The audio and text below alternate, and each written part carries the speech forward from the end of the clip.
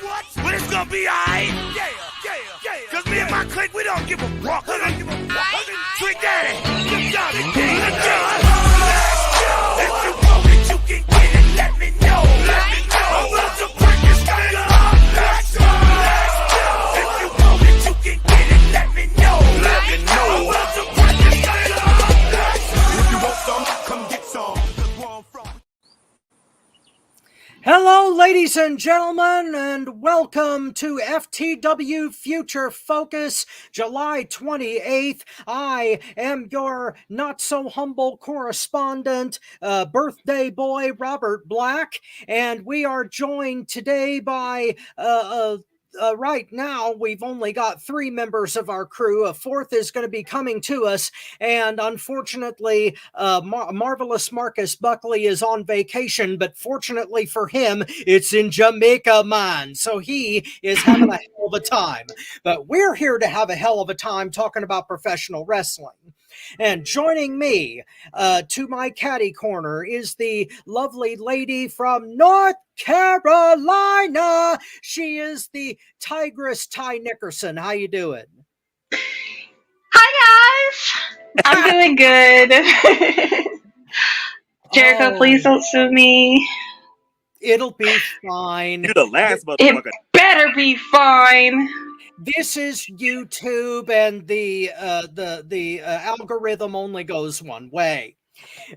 Speaking of algorithms and things only going one way, above me is the master of wine, women's song, and cigars. He is the president of Motown Wrestling Group on Facebook, and one hell of a good goddamn handsome man. He is Tony Motown Allen. How's it going? Running behind. I got this shit now. Got little Jamie with me. Well, you're gonna have to. She's my mommy. Yeah. I'm gonna wait because we've got a lot to cover and so very few points to make. But next to Motown is the founder of our feast, the president of FTW Network, my pal and friend, former professional wrestler, promoter, and also a wonderful looking human being in his own right. He is the mastermind, Bobby Rogers. And I hear you had a damn good weekend. Well, I did. It's a beautiful thing in the neighborhood. I'm telling you, boy. Woo. Well, I had a birthday. The guys above me had a birthday. Ty, when is your birthday? My birthday is the 17th of December, so y'all got months. So I got months away. Sweet, Well, sweet. wait. Only one person had a birthday up top. Oh, I thought you. Wait a minute. Mine's coming up. Yep. Yours is. Yeah. Okay. Oh, his is coming up. Let me I'm tell you. not here next week. I'm gonna be in Chicago because we're celebrating mine and my mom's birthday next Sunday. Sweet. Okay. So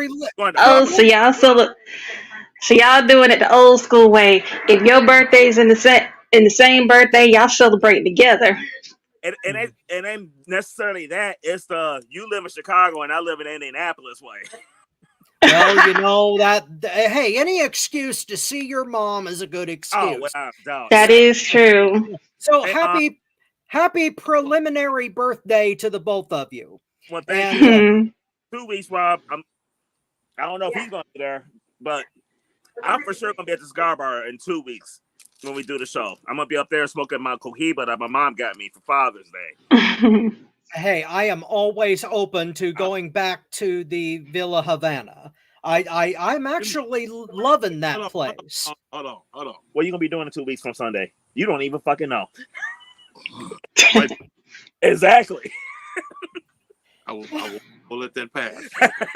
Thank you for joining us on FTW Future Focus. And we're on the board, y'all. Oh, good Lord. All right. Don't have a heart attack over there, Rob. Please don't. That depends on Just think of the Joshis. Think of Hikaru Shida. Oh, I'm thinking of the Joshis. Thank you for joining us on FTW Future Focus. We ain't not even 30 minutes in, and we already starting. What's scary about it, he's holding a long brown object in his hand. I'm not even going to dignify that one. Forget it. But before you move on, Rob, I will dignify that. In the words of Devon Dudley, so get it ready, Rob. I'm sorry, Mom. But there's a woman that's going to take 9 inches of black cock so far up her ass, she won't know what hit her. I should give that too. Thank you for joining us on FTW Future Focus. She actually said that, though. Lord Jesus. Said that. I would get the Jesus candle, but I've already packed up all my stuff. And he took the wheel about 2 minutes ago, so it's all good. He stole it.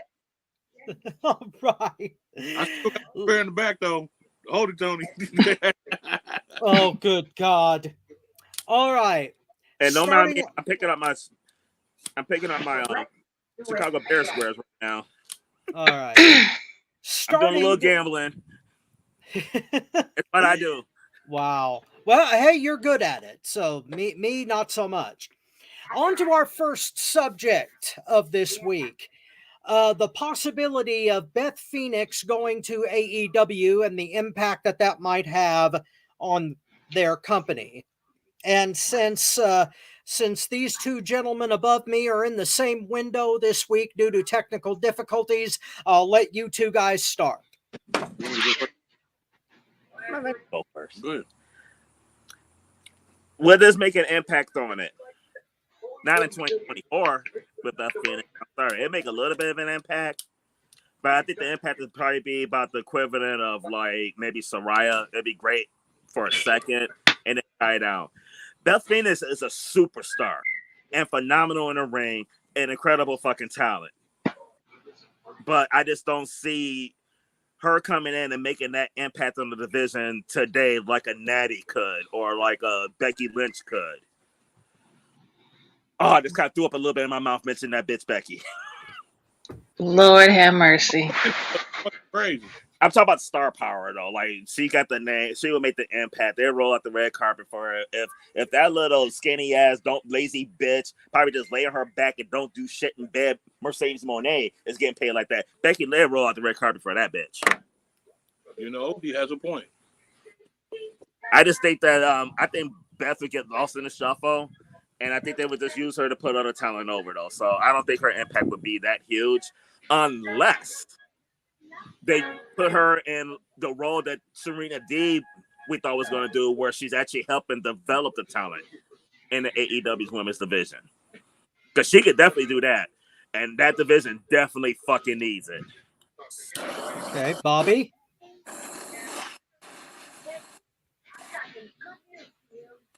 He's got a lot more optimism than I do.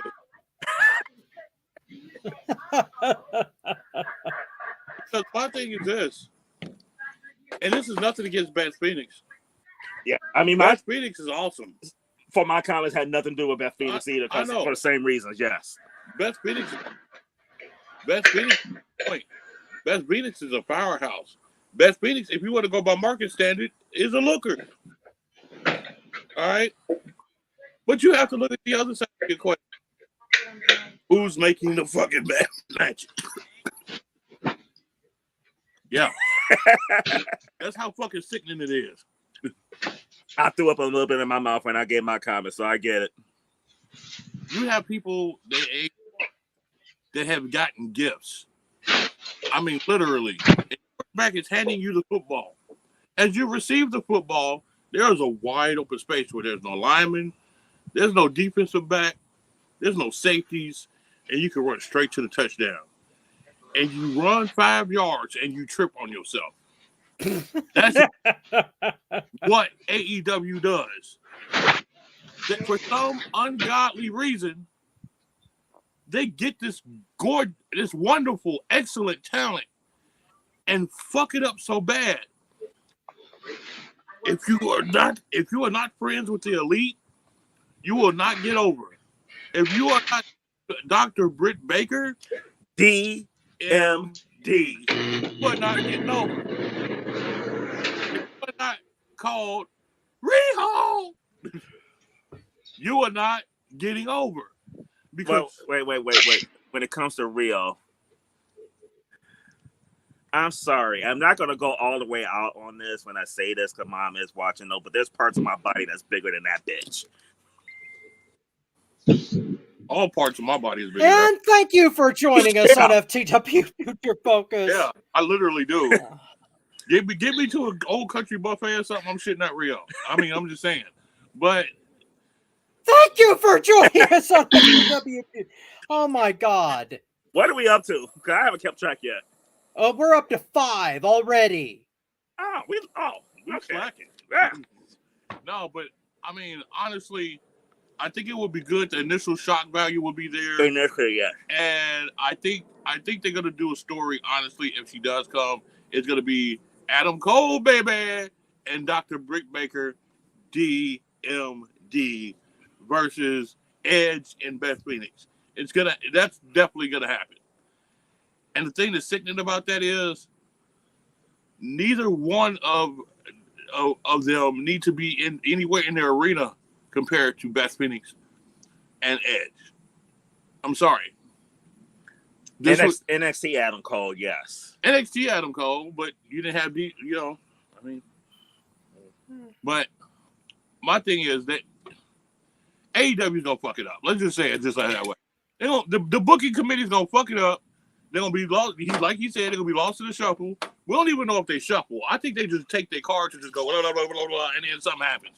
And you know how we know that? Look at it. Camille.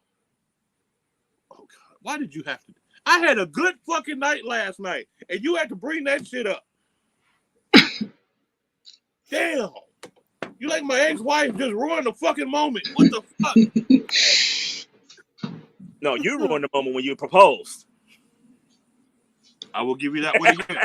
Oh, good God. But honestly, okay, on a serious note, he just made the perfect point. They fucked Camille. They're going to fuck Beth Phoenix. They're going to fuck up and ruin both of their fucking chances of doing something great. Because is it the ones that's coming out on top? Fuck the Elite. Fuck Tony Khan. Fuck the booking committee. Fuck whoever fucking laces up their shoes. Fuck whoever puts up the ring. Fuck the fucking referees. Except old girl. I do like old girl. I still like her no matter what nobody say. But fuck all the other referees. Fuck the commentators, especially that sock-faced motherfucker that's on their Excalibur. Fuck him. Why does he wear a mask to commentate? Because he's probably ugly enough to be for Halloween. We'll probably see his face during Halloween. After you finish, I'm going to ask Rob that question. Lord have mercy. But fuck all the, except Taz. Taz, you're cool. JR, you're cool. Fuck the rest of you motherfuckers. Fuck the people in the back carrying the, whoa. Tony Schiavone.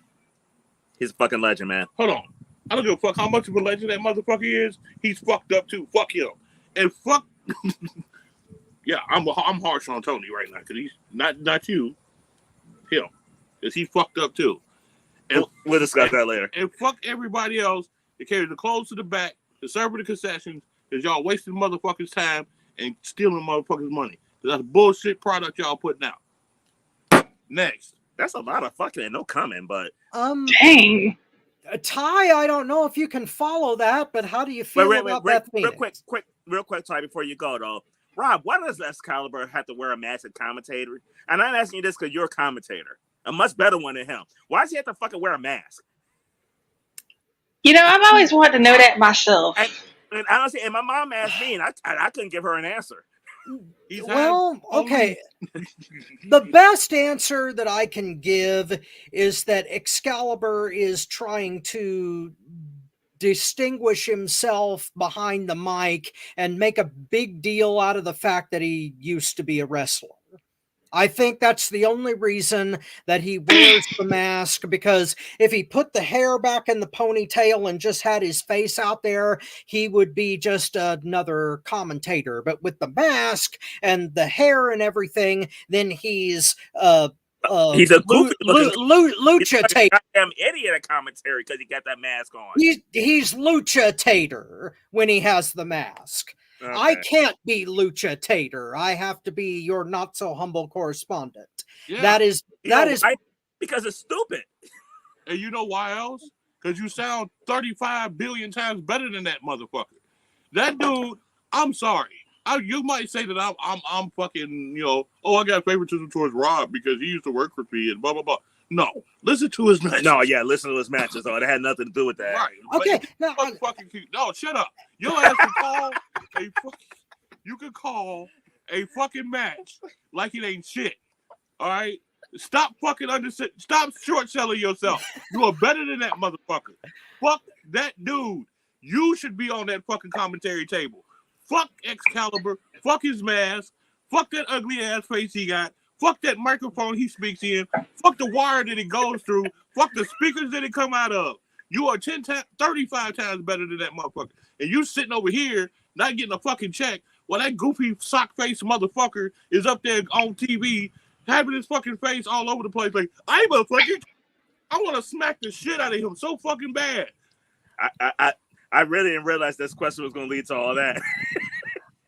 I will gladly apply for AEW tomorrow if you send me the link to their hiring website. I will find it. Please do. Okay, you got it. Oh, whoa. What? Now, as the president of Motown's wrestling group, or as I have on the caption, Le Champion of Motown's wrestling group. One thought, if Bobby give you that link though, and you become a commentator, we still need you on the podcast, Rob. Yeah, that is true. We got to make a deal with that shit. It's 3 hours on a Sunday. They're probably going to let me do that. So we'll find out. We'll work that out. Yeah, it's not like they're going to. It's not like they're going to stick my ass on Collision. Anyways, but when they have pay-per-views, I'll have to have the night off. Oh, that's no problem. Yeah. Now, Ty, I'm sorry, dear, but what do you think about Beth Phoenix? Beth Phoenix joining AEW. Mm-hmm. I don't think it would get the momentum in 2024. Now, she was in her heyday, in her prime. Absolutely, it would have got the pop it deserves. But I agree with Tony and Mastermind. If you're not friends with the Elite, if you're not friends with Tony Khan or anybody else, she will not get put over. She'll get lost in the shuffle. Or like they used to do in a game called 52 Pickup, throw the cards up in the air and they be all over the place. Oh, that's what I was trying to think of. Okay, she got it on point. 52 cards up, yeah. The only reason she would probably join AEW is because her husband, Adam Copeland, is there. Yeah. And and I'm pretty sure a lot of y'all know, anytime any wrestler joins a promotion, whether it's New Japan, Impact, NXT, CZW, it doesn't matter. They want to keep some couples together. They do. Mm-hmm. Yeah, that's a good point. Yeah. You don't want to break them up, You don't want to do that. Ty, I think you hit on a very good point in that if Beth Phoenix were going to go to AEW, I think she would have done it by now. Unless WWE had her locked in to some kind of contract that she just got out of. Yeah. She did. I also want to add, if she would have been there at right when they were about a year or two in and she wasn't locked into a WWE contract, absolutely, I would be for it. Yes. But in 2024, I'm like, I'd probably be happy. I'd probably hype her up for a little bit, but then when the momentum dies down, it's like, I don't know. I don't see how you say that, Ty, because I honestly could do something with Beth Phoenix where I could have like right now, if I took the AEW roster and I looked at it, which is skimpy as fuck in the first fucking place, all right, when it comes to the women's division, I could year and a half run out of her real tough. But she said they can't. Yeah, they can. So she on point. Same thing I said. But there's another thing I want to mention. With the women's division, the women's division at AEW is a lost fucking cause. It was a They need more help than ever. They need more help than God knows what. olive oil calling pop. God. Princess Toadstool calling Mario.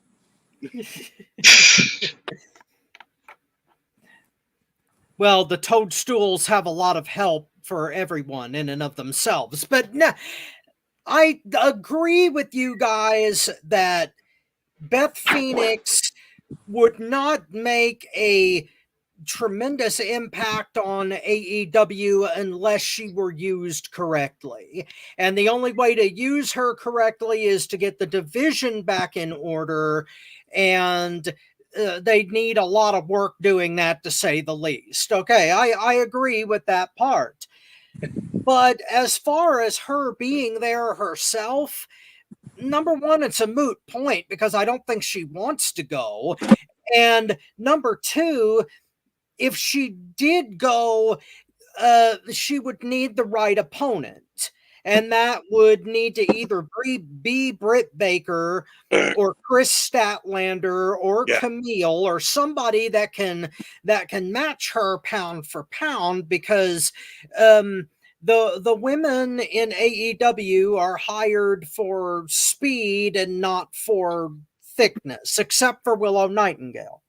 Yes. So, as far as I mean, you guys are right. It would be an immediate, Get like, own time over there. Good I'll God. fucking get a little too Lord Jesus. But the fact of the matter is that it would be it would be a spark in the pan unless they did exploit it correctly. And unfortunately, they don't really have the ability to do that right now. Now, that kind of bleeds into our next question, because apparently there is some rumor, some idea that Jeff Jarrett may be buying back the rights to TNA. And if he does that, will that change the wrestling landscape, and by how much? And since Ty had to wait a long time to respond, I'll let her go first on this one. Yeah, I had to wait all year to get my 2 cents in the last topic. It's my turn now. Oh man, what's the best way to explain it? I'm gonna have to plead the fifth on this one. I'm sorry, because I don't know the best way to explain it. Oh, well, all right. Then I will turn it over to Mastermind and Motown. Do you guys think Jarrett buying back TNA is good for the business or bad for everyone involved? I'm going to go first on this one. All right. That would be the most fucked up thing TNA could do right now. Oh, man. Listen, all right. I'm just going to be 100% real with you. I used to have faith in Jeff Jarrett. I used to. Keyword, used to. I don't have no faith in that motherfucker no more. I got more faith in Tony Khan than fucking Jeff Jarrett. God damn. Wow. Well, shit. Damn. That far. Yeah, I am. Because I'm going to put a prime example right now. I did not expect that. I didn't either. Let me tell you why. None of us did. Oh, I know. There's a person that I'm fortunate enough to be in the ring with that defies all fucking logic. This man, when you see him, you think he'll go one way, and he can actually wrestle another. He is one of these that I say that you can never judge a book by its cover, because you're like, oh, this motherfucker gonna do this, this, and this, and then he gets up doing, and it's like, what the? He would sell tickets by himself. And he did for a while. He was with TNA. Mm-hmm. And exacted off. His name, my friends, and if you're watching out there, dude, I'm just giving you respect because you deserve it. Congo fucking Kong. Yeah. How the fuck do you not make money off that big motherfucker? Let me tell you about Congo Kong. Was Congo Kong during Jeff's time? I thought that was Dixie. No, that was during Jeff too. That was Jeff? Because Jeff was in the middle of being part of Global Force Wrestling and TNA. That's why I put that more on Dixie than Jeff. No, Jeff had a lot of control of that because even in Global Force Wrestling, he was fucking up with him. Okay, if he fucking up there then too, because TNA, it was Dixie. Remember, they forced him out. That was after the whole, he gonna steal the talent's wife and marry the bitch. Right. But Congo Kong, I want to say, is probably 6'2", 6'3". He's almost my height. But he's like 350, 375 pounds and can fly like a fucking butterfly. Yeah, I've called his matches before. I took a splash from that motherfucker. Oh, I'm sorry. Oh, my goodness. Oh, yeah. That was a WCWO in Indianapolis. He gave me a splash off the top rope. Bobby's 6'6", 350, so he could take that hell of a lot better than us. I'm not 6'6". If I was 6'6", I'd be in the NBA somewhere. Wasn't he with Jimmy? Wasn't his manager Jimmy Jacobs when he was in Impact when they had Global Force Wrestling? It was the original fuck up. Oh. Never had Jimmy Jacobs as his fucking manager. He should have had a real manager out there. He should have had a Paul Heyman or Bobby Heenan or something like that as his fucking manager.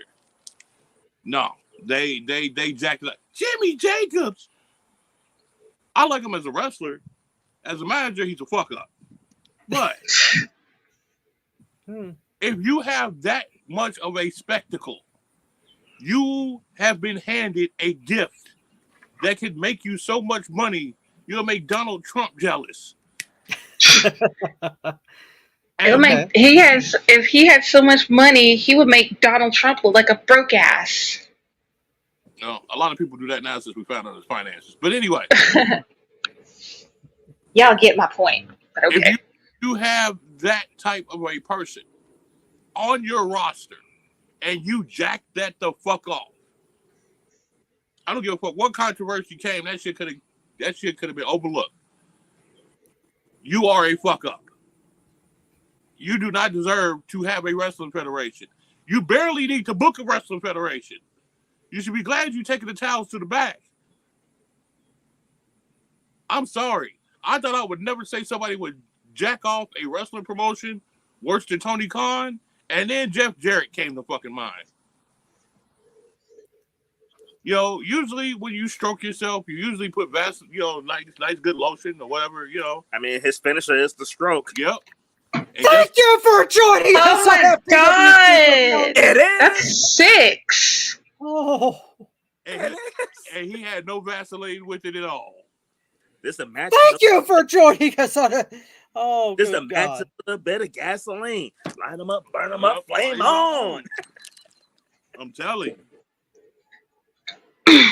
Thank you for joining us on FTW Future Focus. I'll just add it on. Jeff Jarrett is not worthy at all. I'm sorry. He needs to go. So TNA will be fucking doomed with the progression that they're making with WWE, all of the the co-mingling, you know what I'm saying, that they're doing. That would get fucked up. That will get fucked up. That would get really fucked up. And you would have a lot of wrestlers that would suffer the pressure that they have already made. I'm sorry. Jeff Jarrett don't even need to do indie shows. He needs to just go. Motown, if you dare. And Bobby asked who's going to go first, me or him. I said you go first on this one. That was my mistake. And all right. Do I think it's I don't think it's as bad of a move as Bobby thinks. If you lost me on it, it'd be worse than Tony Khan. It would. It would. No. I don't think that. I'm not playing. I think that. I don't think it will work. I don't think it would be that bad. But I don't think it'll work. I mean, because it's going to be like, first of all, it's going to ruin the co-op with NXT and TNA. Because I don't think that Jeff is going to work well with them trying to make that shit work. Like, the way they're going right now, I think it's going in the right direction. I don't think Jeff Jarrett is the right person for that. There are probably other people out there that's probably better for that. Honestly, the person I would love to see do it is not Jim Cornette, even though Jim Cornette be phenomenal at it, but I don't see him doing it. He wouldn't. I would like to see Nigel McGuinness. I don't know why, That's a good name to put out there, but I think the problem is their egos. And that's the problem. Like TNA in its heyday, as good as it was when they first started, when Jeff was in charge of it, he used that to stroke his ego. He used that company to stroke his ego. Listen to the key word, stroke. His finisher. I already dinged it once. I'm not doing it again. That's what she said. Thank you for joining us on FTW Future Focus. She made that noise too, didn't she? Okay. I think. You want some? Oh no, I'm good. I think that he could do a better job than Tony Khan, but unfortunately, I don't think he can make an impact on Impact Wrestling. Though I don't think that him in charge. I don't see them moving the needle. I don't see improvements. I don't see them going in a better direction with 2024 Jeff Jarrett. All right. On a scale of completely new school and completely old school, where you've got Jim Cornette in the extreme old school category, and in the new school category, you've got, say, Vince Russo. I was thinking Vince Russo when you said that. Yeah, exactly. In those two extremes, Jarrett is like right over here with Cornette. Like he's just closer to Cornette than Russo. Yeah, much closer to Cornette than Russo. But there's a disconnect between the way WWE and NXT by extension are booked now. You've got guys like Triple H and Michaels who came up at the very end of the territory era when it was already dying, and they don't have the same dynamic to their work as the older bookers do. And that's both positive and negative. As long as they don't go like off the deep end with Jerry Springer shit with Vince Russo, then it can all work out fine. But Jarrett is too old school for the direction that TNA wants to go in right now. Although I'm not as skeptical as you guys as to whether it would flat out suck. I don't think that it would. I mean, Jarrett and Scott D'Amore worked together for years, and they produced some damn good wrestling between 02 and 08. Scott D'Amore good. Yes. Yeah, so, I mean, it was a huge mistake for TNA to fire D'Amore because he knew the product and he knew how to work with WWE. So, right now, TNA is kind of flying blind with this new corporate sponsorship that they've got, and they do need somebody in charge. But I do agree that it should not be Jeff Jarrett because he's too old school, he's too gimmicky, and he'll pull it back. Ego and style aside, and the fact that he doesn't use certain talent right, Jarrett just isn't a good fit for the model they're trying to produce. I agree with that. Yeah, I don't think he has the eye for talent. You know who would be phenomenal in the role once he retires? Mm-hmm. Paul Heyman. Well, yes, but we've already been down that road. The only problem with that road is you can't have him in charge of everything. When I say you can't have him in charge of everything, you need somebody else on payroll. Yeah. You don't need somebody else handling the finances. Yeah. That was his downfall in ECW, was the finances. Yes. I wouldn't trust him to balance my checkbook. I wouldn't trust Paul Heyman with a limited credit card with $200 on it. Exactly. But aside from that, Heyman is like in the middle gauge right there. Yeah, exactly. He's that good mixture of old school, new school. New school. He's like Vince Russo with common sense. Yeah, Paul Heyman should be in the same position that Bruce Pritchard is in WWE right now. He should be. Yeah. Now, Bruce Pritchard might be the kind of guy to actually run TNA in the direction they want to go. But he and Jarrett are too close together as far as booking goes. So it's really hard to say who should be running TNA at this point, but it should not be Jarrett. I think we all agree on that particular point. Absolutely. Okay. The next subject on our docket today is whether Stephanie Valquer, the newest signee to WWE to go to NXT, and the way that she approached it by screwing over CMLL and AAA and New Japan. Let Bobby go first on this one, because is that contract tampering on WWE's part, or should we just stop freaking out about it? You want to go first? Or you want me to go first? All right. In all honesty, WWE did nothing wrong. It ain't contracting. It wasn't on them. That was on her. So WWE definitely was not in the wrong with any of this. She was. WWE didn't have an agreement with all those people that she had an agreement with. And with the relationship that WWE, well, not necessarily relationship, but the way things are going now and as open as they are to talent working elsewhere, this ain't Vince's WWE. This and it's not Bischoff's WCW. Because Bischoff, much shit we give Vince McMahon for shit like that, Bischoff was just as bad. Bring the title here so you can drop it in the trash.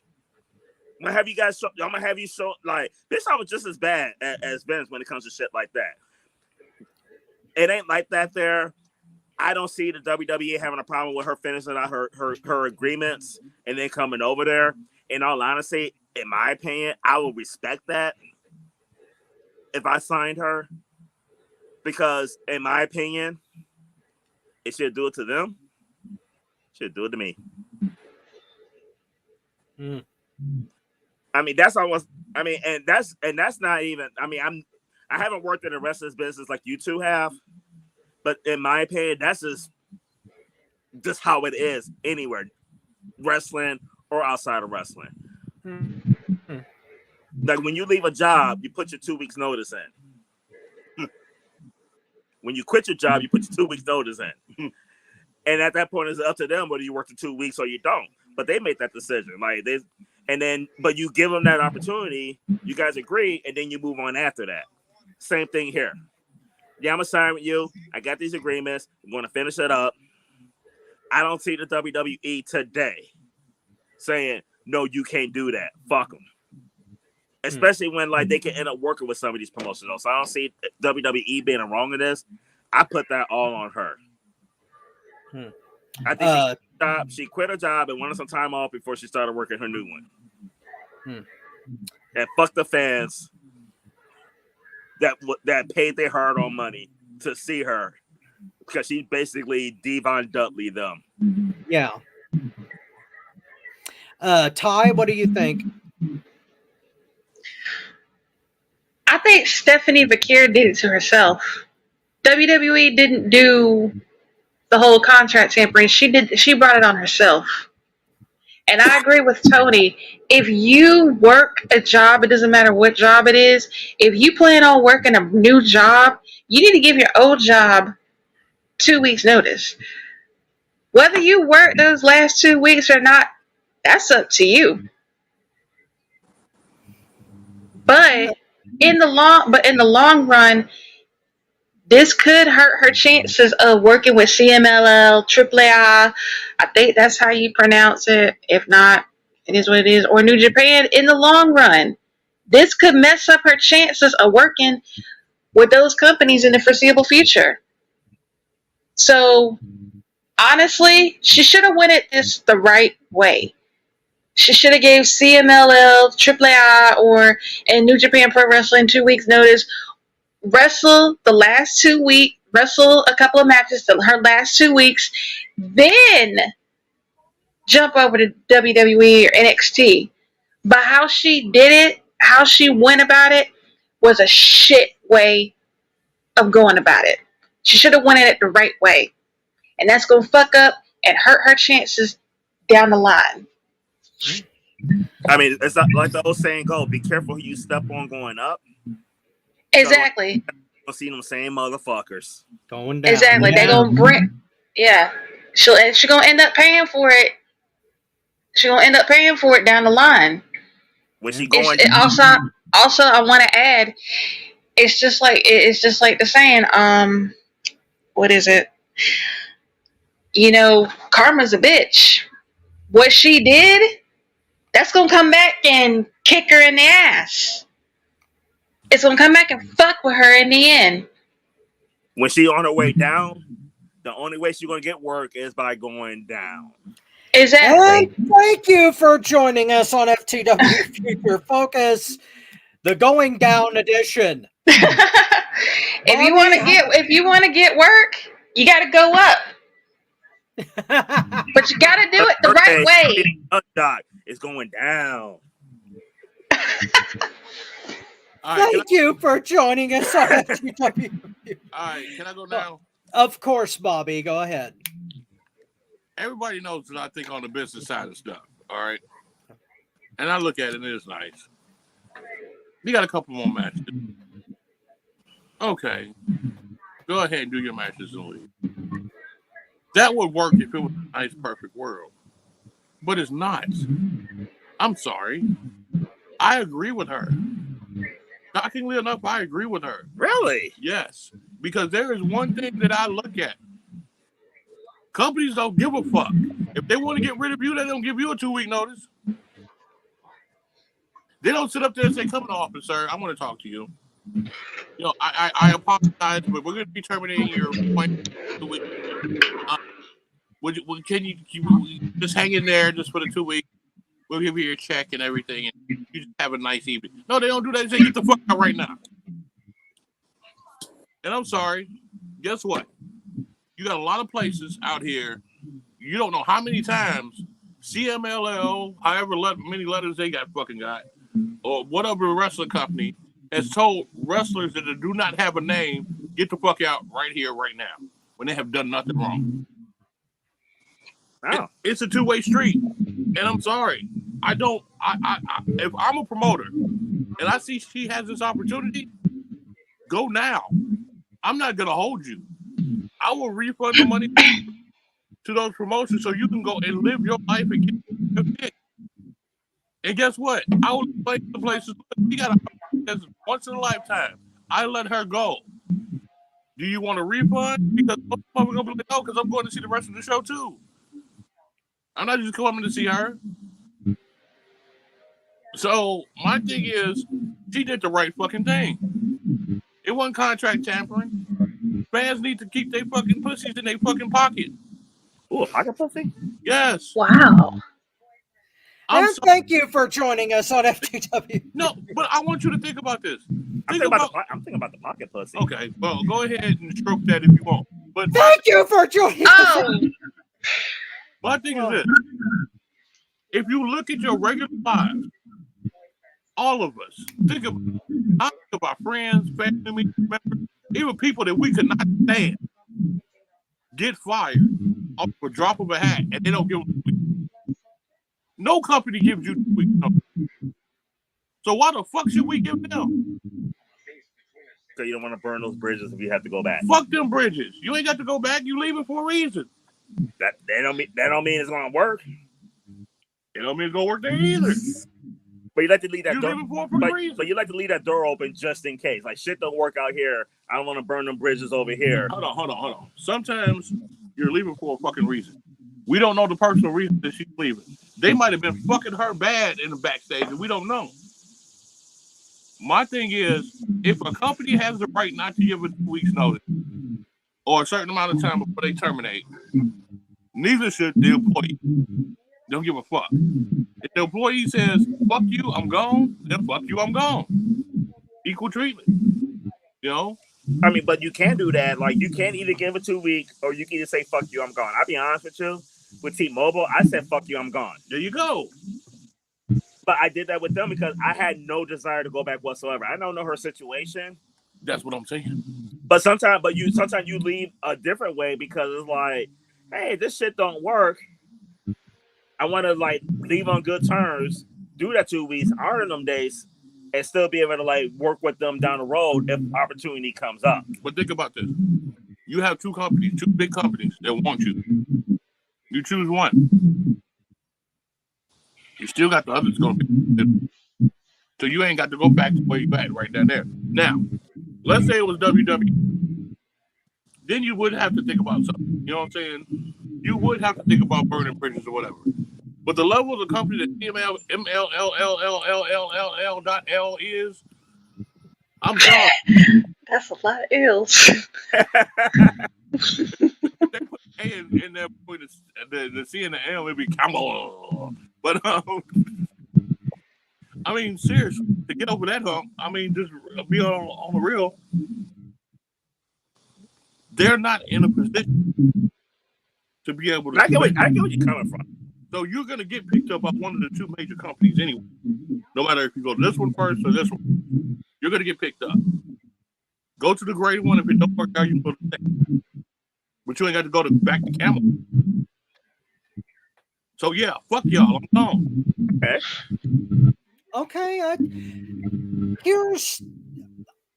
I would agree with Bobby here. Oh, nobody threw me. I don't. But, Bobby, you make a great point, except for two things. Number one, Valquer was holding 3 separate belts, one of which she lost at an AEW pay-per-view.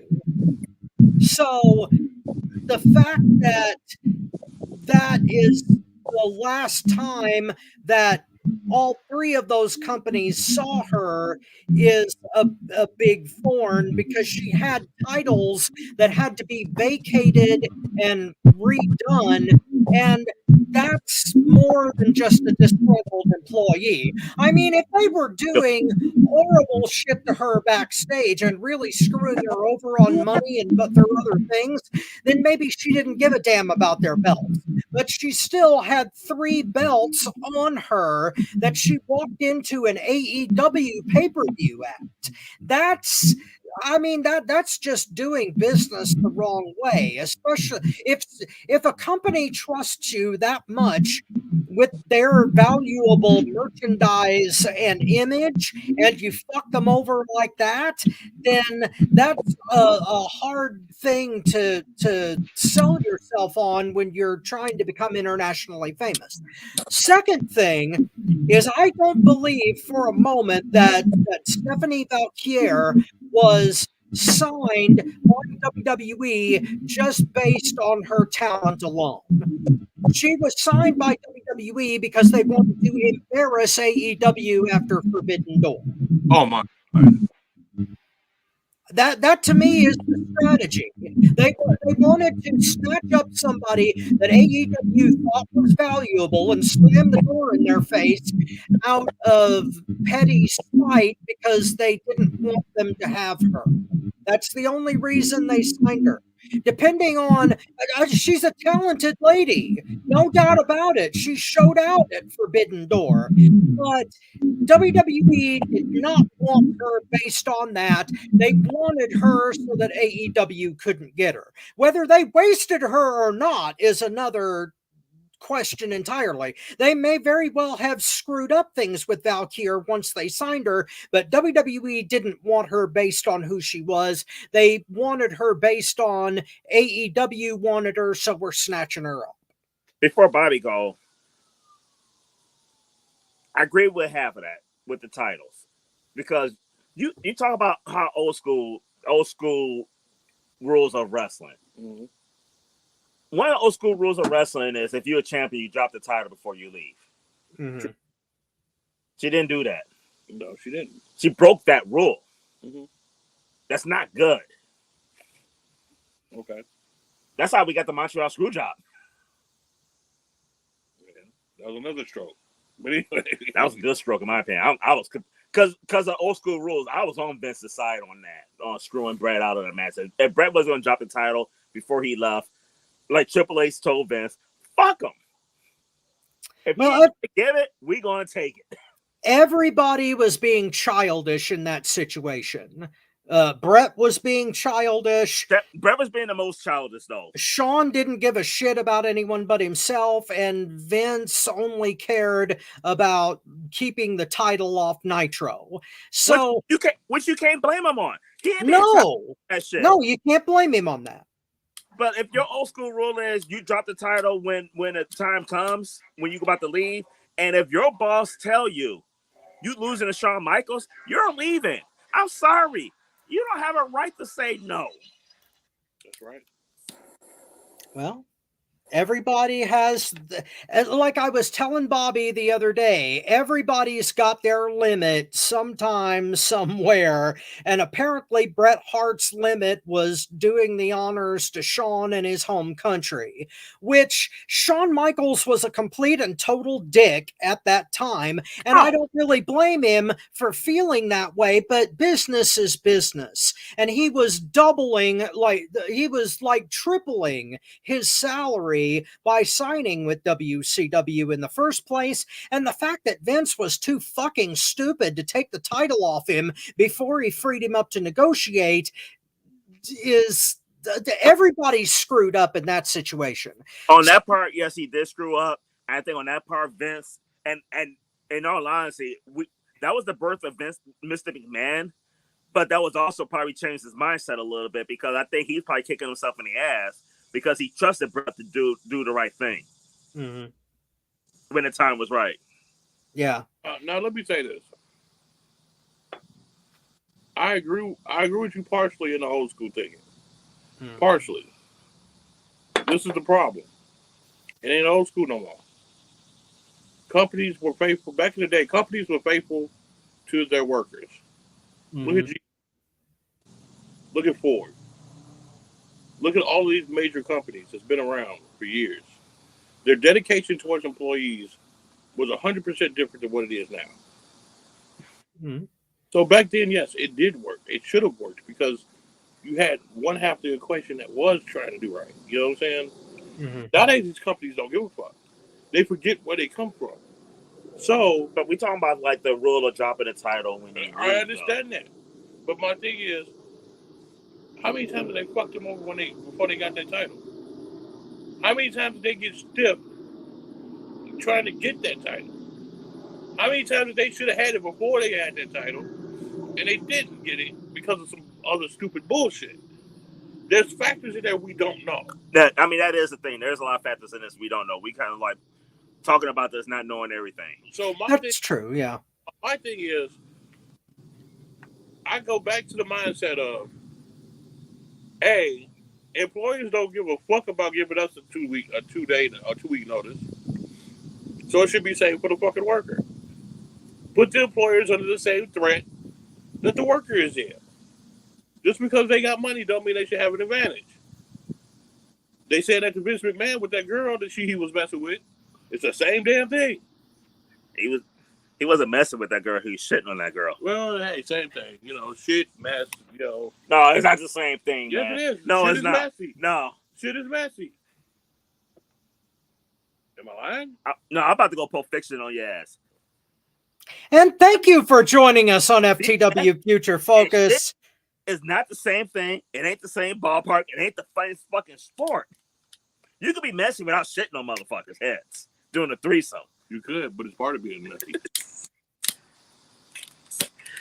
I already hit it once. Never mind. I think Vince said that. No, he hit it more than once. Thank you for joining us on FTW Future Focus. Oh my God. I wondered, did she say that? I was just wondering.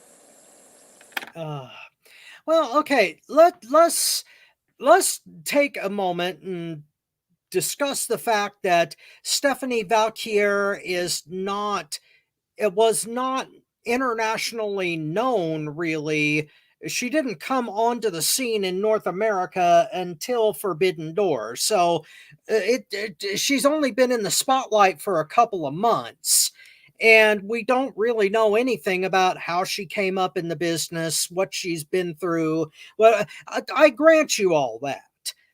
But unless CMLL and New Japan and everyone else that she had a belt with like really fucked her over and were not really like respecting her as their champion, that's still a underhanded thing to do on her part. Is it contract tampering? No, because I don't think she even had a like long-standing contract. I think she had a per shot deal, which kind of negates all the complaints anyway. Right.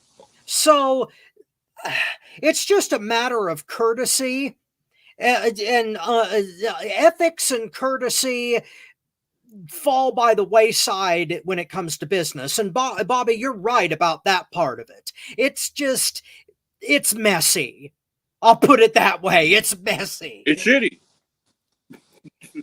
Okay.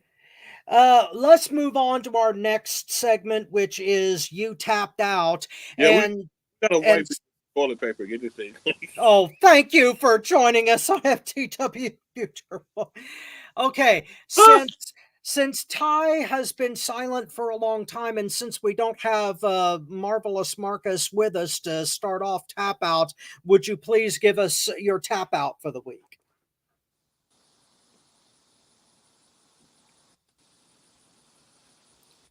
Oh, Ty, your mic is muted. Sorry. There you go. Okay. My tap out moment of the week has to be with AEW Dynamite and waiting for them to debut Camille. Don't get me wrong. I am so happy Camille debuted, but they should have did it, I guess, when she first signed. It felt like years. Not actual years, but it felt like years since she finally debuted. So that's my tap.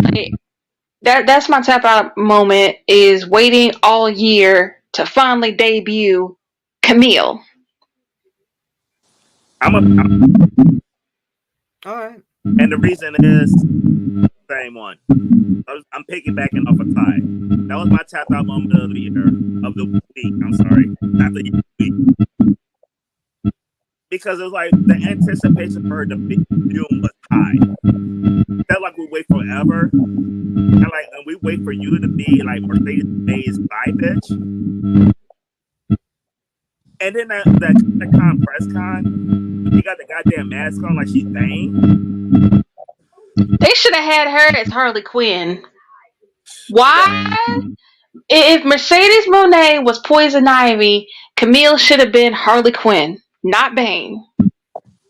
It just really rubbed me the way, and it sucks because like I'm not as familiar with Camille. I know Camille. I see some of her stuff. I know how bad this woman is. But you got so many people that watch mainstream wrestling that don't know her. You never get a second chance to make a first impression. And the way that AEW did it, a legit badass, a legit big-time player in your division, that's how they debuted her. And I thought it was insulting. I thought it was insulting when I saw the shit on Dynamite. And the nail in the coffin for my tap-on moment was the fucking press conference. Oh, the Comic-Con. Yeah. That's where Mercedes Moné and Britt Baker almost got into it. I don't like her role. I do not. I was thoroughly. That's my tapped out. Okay. Rob, you want to share yours? Yeah, my tap out this week had to do with the picture that was floating around social media of Drew McIntyre and Jack Perry. God damn, can we please, for the love of all that's holy, let this fucking shit go? Can we please do that? Because people have been pissing and moaning about the bullshit that happened at All Out and the shit that almost ruined All in London, the first one. All of this backstage drama crap that had no business even being on our radar. It just continues and continues and continues, and now they're using it to rub salt into the wound for the feud between Punk and McIntyre, trying to make it more relevant. It doesn't need to. Either it's a goddamn storyline or it's just something stupid that happened backstage that nearly got Jack Perry killed. And if Samoa Joe had not been a professional and dragged Punk off of that little turd, he would have been permanently flushed down the shithole. I don't want to talk about this bullshit anymore, even in the context of a storyline. Just drop it, for the love of God. It's been 2 damn years. One for just the Perry thing. Let it go. And it's funny because you mentioned that, and I was amused and shocked all at the same time. I get it on the WWE standpoint. It's one of those things that's gonna benefit WWE way more than AEW. So I'm not even sure why, like, if Tony Khan even had a clue that it happened, why he would agree to that shit. And if he didn't have a clue, that just shows how fucking disconnected that he is, though, because that was funny. It's going to add more to the Drew McIntyre CM Punk feud. It did nothing for AEW. What it shows is that Jack Perry is a dumb piece of shit. That's what it shows. Yeah. He has no business being in the wrestling business if he's going to act that way backstage. In the ring is fine to draw heat, to be a dick that way. I thought that he should have been doing that years ago, that he should have played off of his father's fame and been basically be a kayfabe version of Logan Paul. Yeah. But now he's just a real life version of an ass. And I don't want to see it anymore. I don't care. He's not drawing good. He's not drawing the right heat doing it. Yeah, he's drawing get the hell out of my face heat. Yeah. And that's half the problem with the whole elite angle. Yeah. The people involved with it they're trying to be too cute by half and be annoying on purpose, but it's still annoying. It's not good heat. It's like you said, that go away heat. Yeah. What's your tap? Bobby, what's your tap? I can hear yours in here. Oh yeah, can you give me something to drink too? What do you want? I don't give a shit. Just make some. Okay. Make him a Bloody Mary. No, that's got to I lost your damn mind. So many to choose from, but I can only pick one. Okay. You can only pick one. You can only pick one.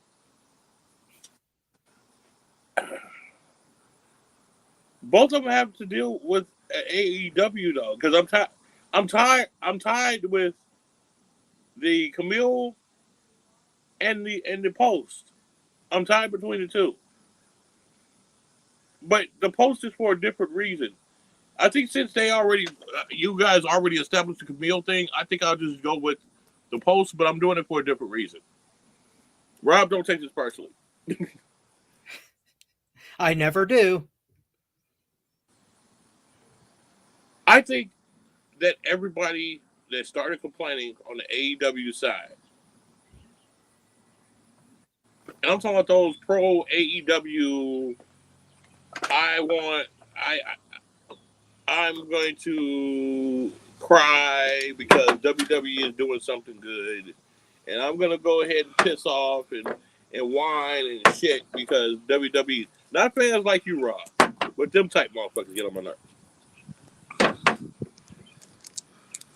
If you did not think that WWE was gonna go ahead and take that and use that in a storyline, you are blinder than Ray Charles, Stevie Wonder, Helen Keller, all combined, because you're not only seeing darkness, you're seeing thick darkness.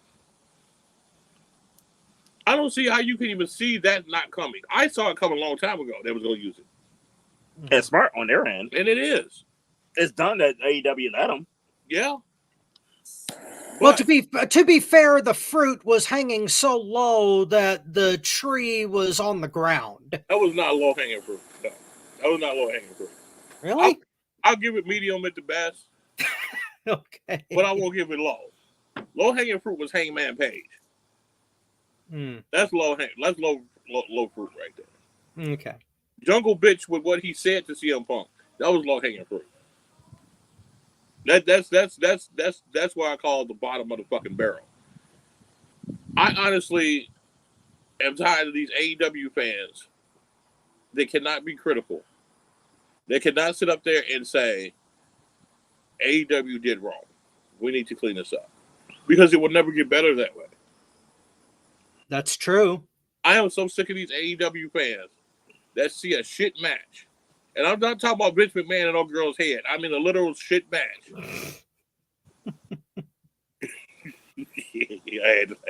I've already done it twice. I know, but I'm saying a terrible match. And they're like, oh my God, that was so good. Oh my. What the fuck is wrong with y'all, man? I'm sorry. AEW has a large amount of problems. Am I an AEW hater? No, I'm not. I even got an AEW shirt on from back in the day. Mm-hmm. You know?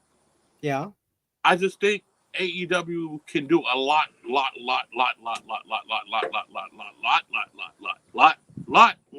better. But they got to get smarter too. Yes, and that's the problem. They have no fucking brains.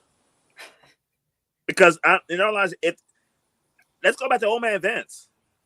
If Vince was in charge and it was reversed, where like Vince had to deal with that shit with Jack Perry and CM Punk went to AEW, it would have never happened. That would have never happened. It would never happen. That would have never happened. Never. Say what you want about Vince. Vince would have like, you lost your goddamn mind. Mm-hmm. Well, you're trying to go through a window and you're trying to get our insurance taken and you get our cars? No, we're not going to do that. No, I'm talking about the Jack Perry picture thing. If the roles were reversed, that picture would have never happened under Vince. But then this situation wouldn't have happened either. Yeah. So we wouldn't have been talking about it. That's true too. Well, it shouldn't have happened this time under anybody. No. That's what I'm saying. Yes. They're dumb fucks. It's not that shouldn't happen on anybody. It shouldn't happen for a company that's not going to benefit from it whatsoever, which is AEW and Tony Khan. Yep. One or two reasons why it happened. Either A, Tony Khan was too stupid to realize what a bad idea was. Or he didn't know. Or B, he didn't know what his talent is doing, and that's a problem in that locker room. Yes, it is. I'm going to agree with that. I'm not going to sit here as an advocate for AEW and kiss their ass when they do something wrong. Bobby is right about that. It doesn't do the company any good. It doesn't do the talent any good. It doesn't do wrestling as a whole any good to mask when something is wrong. You have to be honest and clear about that shit. It's just that Bobby and I don't always disagree. Bobby and I don't always agree on the quality of certain matches, but we do agree that there is a lot of backstage disorganization and problems with booking that AEW needs to resolve and resolve yesterday. I think that picture thing, and Bobby blames the Elite for a lot of stuff. He blames the Elite for a lot more stuff than I do. I put a lot of blame on Tony Khan on a lot of stuff. But you can't tell me that didn't happen because he's part of the elite. Like I in my heart of hearts, I don't think Tony Khan had a clue. And I think they did it because he is boys with the Young Bucks. And I think he did do it because he's tight with the elite. And I think and that's part of the problem. I'm not gonna put everything on the Young Bucks. A lot of it do fall on Tony Khan, but this is the problem with the relationship with the Bucks, in my opinion. It's the fact that, like, since I'm boys with the Young Bucks, I can do whatever the fuck I want. There you go. Yeah, he thinks he's untouchable. He thinks that he thinks he's hot shit in a champagne glass, and he's cold diarrhea in a Dixie cup. I.e. curtain call. You can go from Randy King of the Ring to like fucking Jabba to like fucking that little hillbilly in a slot match. Oh yeah, if you gonna keep your job, you gonna pay. Yeah, Tony Khan should make Jack Perry do some more fire spots in order to pay for that bullshit. Matches with a goddamn hillbilly and losing them for a year to make up for that shit. He should be in a match with Darby Allin where the loser gets dipped in outhouse shit. Yes. No. Well, no, that's the kind of thing Jeff Jarrett would book. Never mind. There you go. But that's still too good for Jack Perry. Okay, let's move on to our moment of the week. And I think I'll start this one out because I want to say something positive about AEW. My moment of the week was finding out about the finalization or the near finalization of AEW's new deal with Warner Brothers Discovery. That is excellent news. And the fact that they may be, that they probably will be on Max streaming service, which will counteract WWE going to Netflix, and the pay-per-views are going to be more accessible. No more Bleacher Report bullshit. That to me is good news for the wrestling industry as a whole because it solidifies AEW. As much mistakes as they make, the deeper that they get into the money and availability and the solid foundation that they need. You're putting more eyes on your product. Thank you. And also, I give AEW credit though. Before this deal, they drawing good pay-per-view buys at $60 a pop. I give them credit for that. But now you're gonna put it like more on the level of WWE. Now it's kind of even though, because I always kind of felt like when you look at pay-per-view, the viewership for AEW PLEs versus AEW, it wasn't a fair comparison because I could watch this shit for $10 and watch other shit versus I could watch this shit for $60. It wasn't a fair fight. It's now a better fair fight, and I 1,000% agree with you, Rob. This is a big positive. Plus, this could be the answer to all the problems that AEW is having, because this kind of commitment from a network and its executives is going to force them to be more disciplined. It's going to force them to have to even keel their product, not water it down, I hope, for the love of God, but it will help them to organize either in the locker room or in the booking aspect. This is good for the whole industry as a whole. That's my moment. It's definitely good for the whole industry. I'm not sure if that'll help that, though, because they're doing their pay-per-views. You got a network. They had a network that the entire existed in TNT with Turner. That should have done that shit, and it didn't. Right. If Turner couldn't did it, I don't think Max will. Not that part of it. I do agree, though. It is definitely good for the business, and I think it's definitely good for the industry. It's good for wrestling as a whole, because I think they got to be a level playing field, and I think that levels the playing field out, though, because now the AEW pay-per-views are similar to the PLEs that they have and everything. I don't have to spend $60 to watch an AEW pay-per-view. I can watch it like I watch WWE. It's going to put more eyes on the product, and that's definitely a huge ass plus. Okay. Can I jump in this, please? For your moment or for the subject? For the subject. Because actually the subject is the moment. All right. That's your moment too? Yeah, actually, I am pretty happy that they got. Oh, okay, cool. Holy shit! Right? Yeah, I know. Wow. I'm not sure if it's 2 weeks in a row. I think it is at least 2 out of 3 that his moment of the week been something what AEW did. Yeah. Okay, yeah, and Bobby's tap out moment was the same as mine. That's amazing.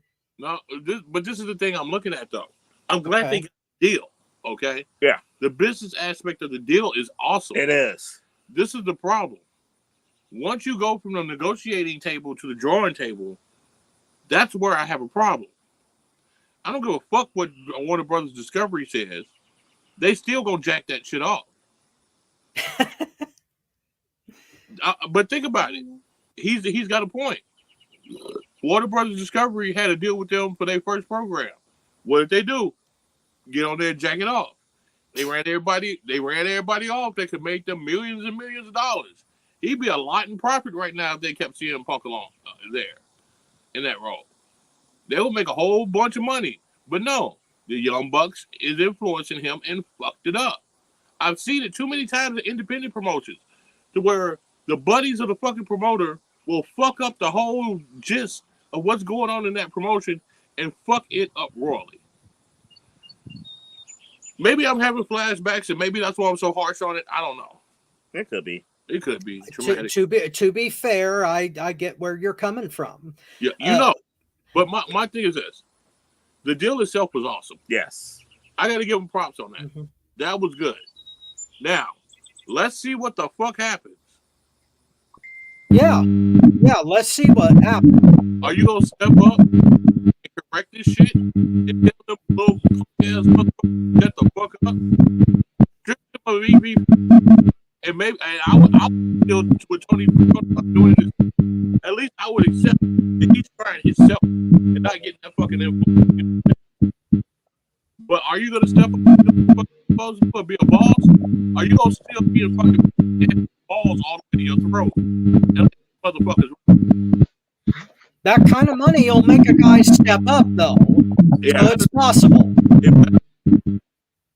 Because I'm losing. I'm losing fucking pay. I like AIDS. Well, I'm losing patience too, Bobby. To be fair, I am losing patience with the same things going wrong for years and years. But the one thing that is not going wrong is the match quality. As long as they keep that, the rest of it can be fixed. My point is this. The more people that you have eyes on the product, if you keep it the way it is right now, the more that they gonna see to this shit, and the more you can't get them back. You need to change it right now, so when those people go over there and they see it for the cheaper price, you will keep a majority of the new people that you got coming in. That's the problem. If you don't change shit now, shit ain't gonna change, and you're gonna lose a whole bunch of chance of motherfuckers from coming to your product. Change it now. Kick their ass the fuck out. Beat they fuck this. Yeah, get rid of them. Just get rid of them. All right. I can't disagree. Let the first lady go next. Absolutely. Ty, what's your moment? My moment of the week has to go to ROH Death Before Dishonor. Red Velvet winning the ROH Women's Television title against Billie Starkz. I'm so happy she finally got a title win. It's long overdue. It is. Because ever since she stopped being with the baddies, Jade Cargill and Layla Gray, who was on Rampage this past Friday against Chris Statlander, this is huge. This is huge for her. Hopefully, she gets a decent title run with the ROH Women's Television title. Now that Billie Starkz doesn't have it.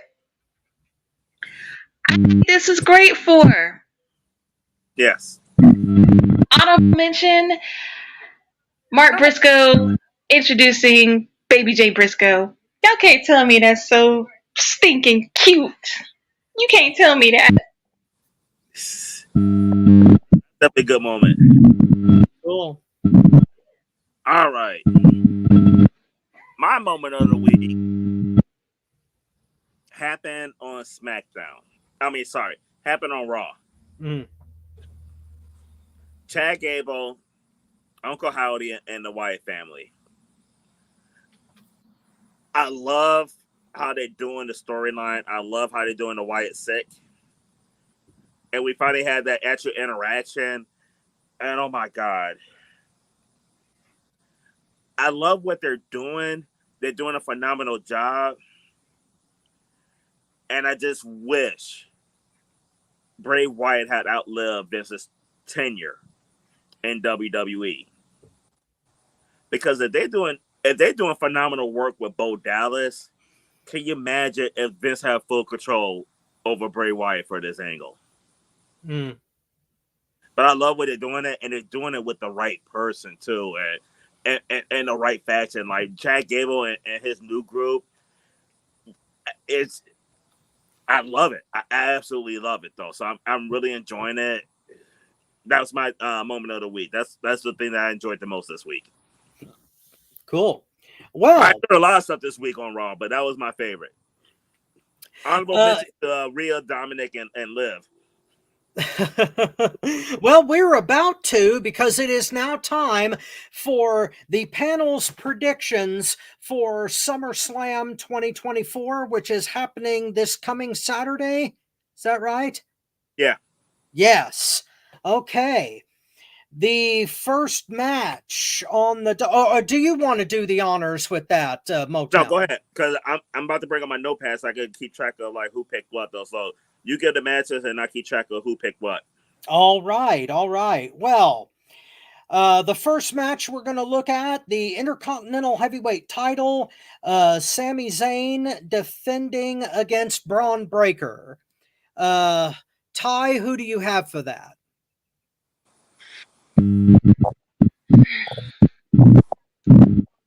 As much as I want Sami Zayn to keep the title, I'm going to have to go with Breaker.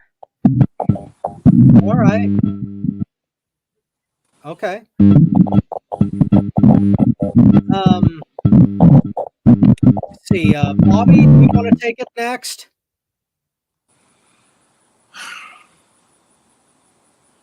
Sami Zayn versus Braun Breaker. Yeah. Wow.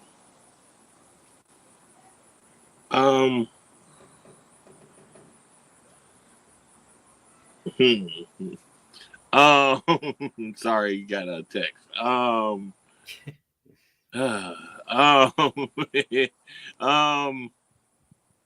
Man, this is one that I gotta say that kind of surprised me to step up the level a little bit. But we all know what's gonna eventually happen. Sami Zayn is gonna get broken in a million pieces to where a Boy Scout can't even put them together. And Braun Breaker is gonna end up walking off with that title. That's the new Intercontinental champ right now. So I think it's gonna be time to where Braun takes it. Probably be first match of the night, so everybody can get rid of the booze. Might not be a lot of boos. I wouldn't boo. I really don't think it'll be a lot of boos. I think it'll get a good pop. To be honest with you. Hold on, think about it. I'm thinking the WWE says because they think he's gonna get booed. Sami is loved. That's why they'll be booed. Sami is loved, but Braun has. When Braun lost the last time, there was a lot of people that was like, "What the fuck?" Yep. As much as Sami's loved. Rob, who you got on this one? I think we're going to get a new champion. I'm going with Breaker. Mainly because there are 3 Cinderella stories coming together in this one pay-per-view. And one of those hearts has to be broken. And unfortunately, I think it's going to be Sami. So as much... And true, it was unexpected that Sami kept the title the first time around, but that was more that was more of a fluke type thing more than anything else in order to delay it until now artificially. So yeah, it's got to go to Breaker this time, otherwise he's dead in the water. And y'all probably gonna think it's gonna be a clean sweep on this one. We already had 3 for Braun Breaker, and you got my pick left. And I'm the person that could be a lone wolf on this one and pick Sami Zayn. But unfortunately, I ain't stupid.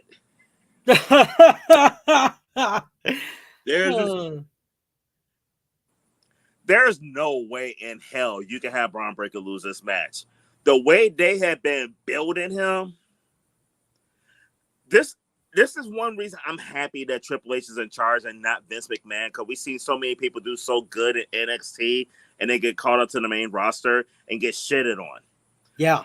That's not the case with this. I mean, I honestly think they building him up better now than they did in NXT. Since that loss to Sami Zayn. They're making him look, they showcasing what Braun Breaker could do.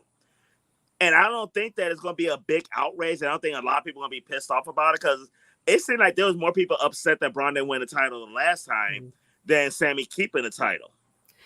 Well, never underestimate WWE's creative and their ability to screw up a cup of coffee. I mean, you are right about that. I don't see how they're going to screw this up. I think this is Braun Breaker coming out party. And in all honesty, and the way they have done this story, and I picked Sami the first time. I just had a feeling he's going to win that one. They had laid this out so good, you can't help but put the title on Braun. At one of the big fours, this is going to be one of his shining moments. You would think. And Braun is good in the ring. And Sami, I'm not a huge fan of his, but it's going to be a phenomenal match with Sami Zayn. It's going to be phenomenal. Sami's going to make him look like $1 million. Okay. Next match up is for the United States heavyweight title. LA Knight challenging Logan Paul. And Bobby, I'll let you take this one. Who do you think takes it? I hate saying this, but it's going to happen. Logan Paul. LA Knight should tear that boy a new asshole when he gets out there in that fucking arena. But since it's Cleveland and it's his fucking hometown, and he's the president of Prime, and he holds people's nuts, he's gonna win. Mm-hmm. But I think they're gonna do a Braun Breaker type deal with LA Knight. Have him lose this one. And then the next one, he's going to come back to SummerSlam and take that shit for his ass, which should be snatched. Not SummerSlam, Survivor Series. Right, because this is his hometown. They're not going to have him losing his hometown. He's one of the prime sponsors. They're not going to do that. This is too obvious of what the fuck. Somebody's going to interfere, and somebody's going to do some bullshit, and somebody's going to sit up there, and he's going to walk over the title like, I escaped again, motherfucker. And then all of a sudden what's going to happen is down the road, LA Knight is going to come back and say, you think you're getting away with that win by cheating and having this motherfucker do this? This is what's going to happen. We're going to get into a match. We're going to have no interference, no kind of way. We're going to have a steel cage match where nobody gets in. It's going to be me and you, because that's not a, what do you say? That's not a, something. That's not a prediction. That is just a fact of life. Because, the new United States, United States heavyweight champion is going to be LA Knight. Yeah. Ty, what do you think? Paul or Knight?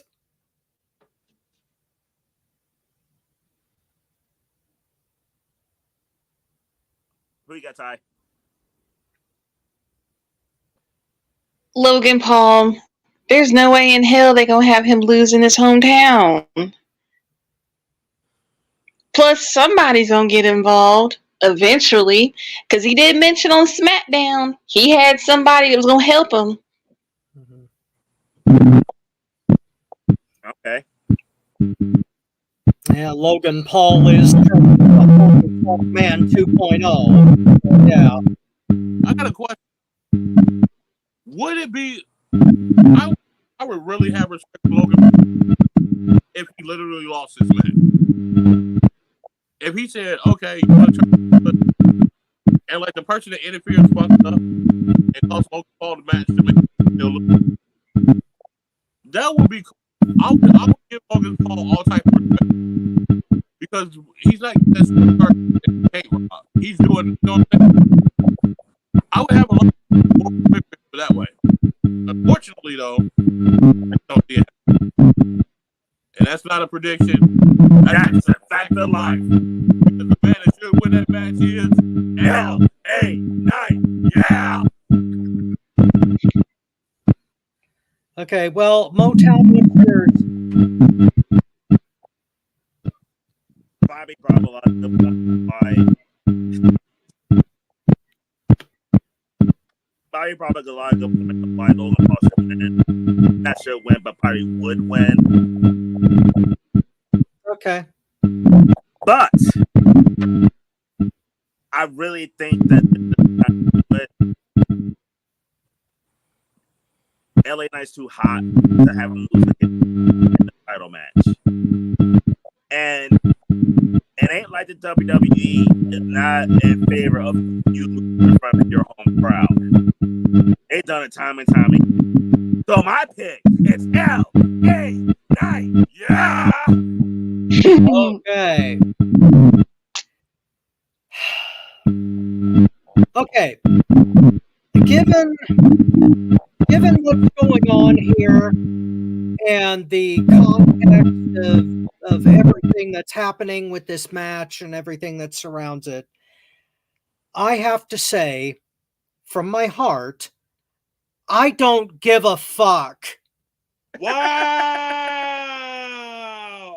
That I'm burning one up here. I do not give a fuck who wins this match.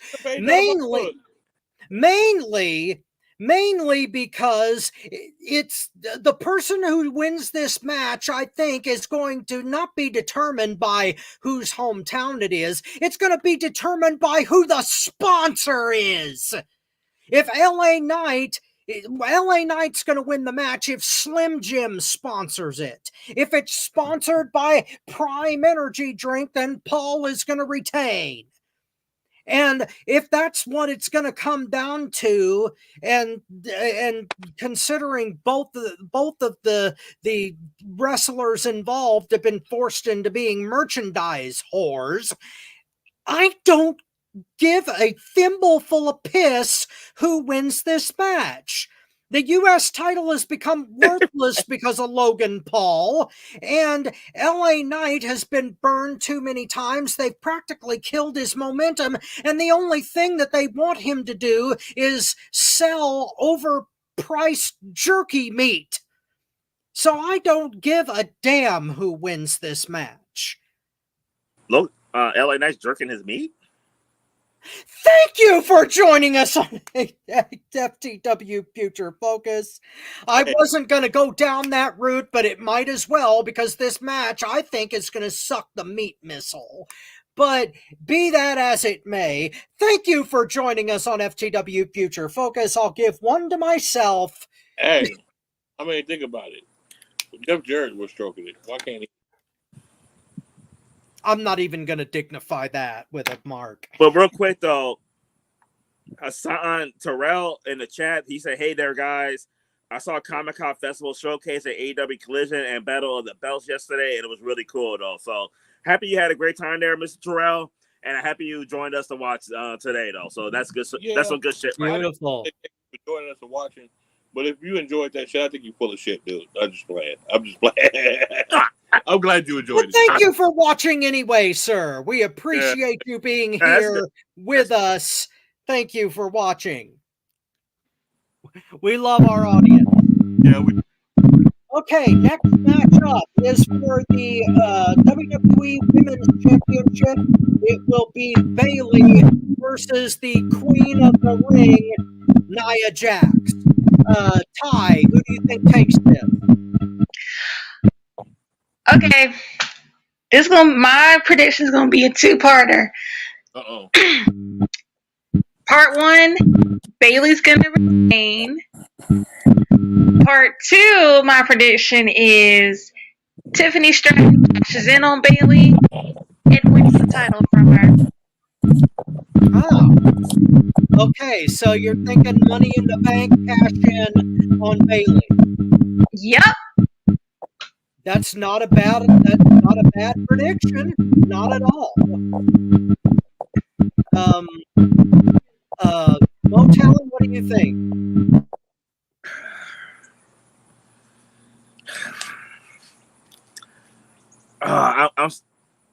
This is one of them I've been teetering back and forth over. And I'm going to do a two-parter. Just like Ty did. Mm-hmm. Nia Jax is going to win the title. And Tiffany's going to cash in on her. Oh, little bit different. Okay. Bobby? Well, I'm on the same wavelength of both of these guys. Tiffany Stratton is walking out with that belt. My problem is, I don't know who's going to win the fucking match. I know. That's why I've been teetering on the winner of the match, though, because it's like, you ask me right now at this moment, it's Nia Jax. If we did the podcast later, it could, like yesterday, it could have been Bayley as my pick. But see, this is my problem. But my cash is going to happen regardless. Right. My problem is this. Who would be more believable that she would beat? Bayley. Who would make more of a storyline sense? It would be Nia Jax. That's what I'm teetering on. You know what I'm saying? That's what I'm teetering on, because I don't know the situation that Nia could be in if she win the title for her to cash in on her. Cash in on Bayley does. Oh, it's obvious. You know, Tiffany Stratton is greedy. She gonna go for what she gonna go. I'm talking about it. Can Bayley have her like so worn out where it's worth the risk? And see, yeah, that's where I'm at. Yeah, that's where I'm at. That's why I've been teetering on this like for like a few days on my pick. I've been going back and forth over it. But Tiffany Stratton definitely walking out of there with that title. Yeah. Who is it going to be that she's going to walk out on? Yeah. Are they going to do it to where Bayley gets her match one-on-one with her, and they drop Nia Jax and bullshit her again?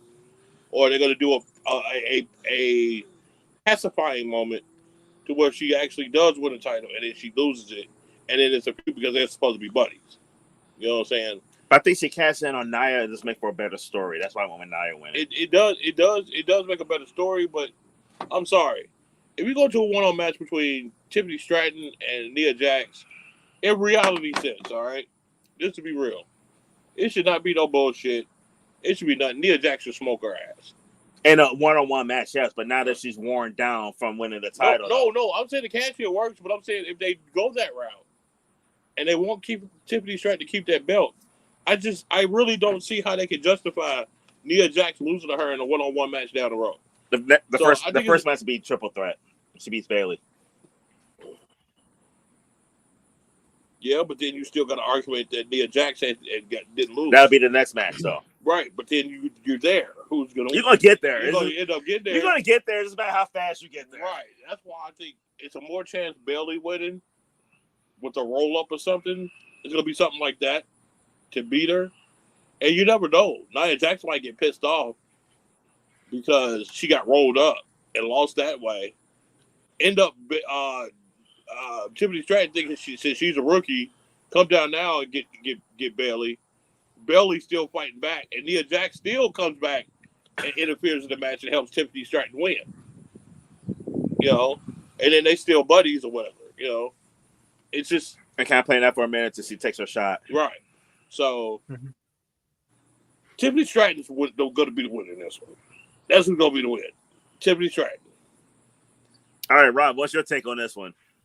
My take is a little bit different. I'm only making one prediction. I don't think there's going to be a cash in at SummerSlam, and I think that Bayley is going to take it. And the reason is this is the second of the 3 feel-good stories. And Sammy losing as an inspirational character to Braun Breaker. Wait, Rob. What? Bayley win is not a feel-good story at all. Really? No. Wow, you guys really read that differently than I do. Because, I mean, Bayley's whole appeal as champion is that in between her badass phase and her hugger phase. So here's the problem I have with Bailey right now. And it ain't even about a matter of like I can't stand that bitch. I personally think her and Sami Zayn, and I want both of them to lose their titles at SummerSlam because me personally, her and Sami Zayn has had still title runs. Yeah. Really? I think they both had still title runs, both of them. Well, okay, to be fair, you guys love heels, especially as champions. I like inspirational babyface champions. So I've been liking Sami Zayn's run. run. Has not been memorable. Memorable only has to do with the person holding the belt, not necessarily the drama behind the chase. That's not always the case. I've enjoyed as to the extent that I enjoy any WWE programming right now. I think Bailey's story for the chase is a lot like Cody's.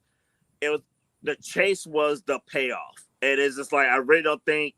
And honestly, I got to throw Cody in this too, though, because I really don't think that Cody's been a great champion. It is like, I just think he kind of died after the chase was over. A lot of people have been saying that, but a lot of people feel the way that I do. Right now, people are craving inspiration and wrestle, especially in the women's division, and Bailey resembles that remark.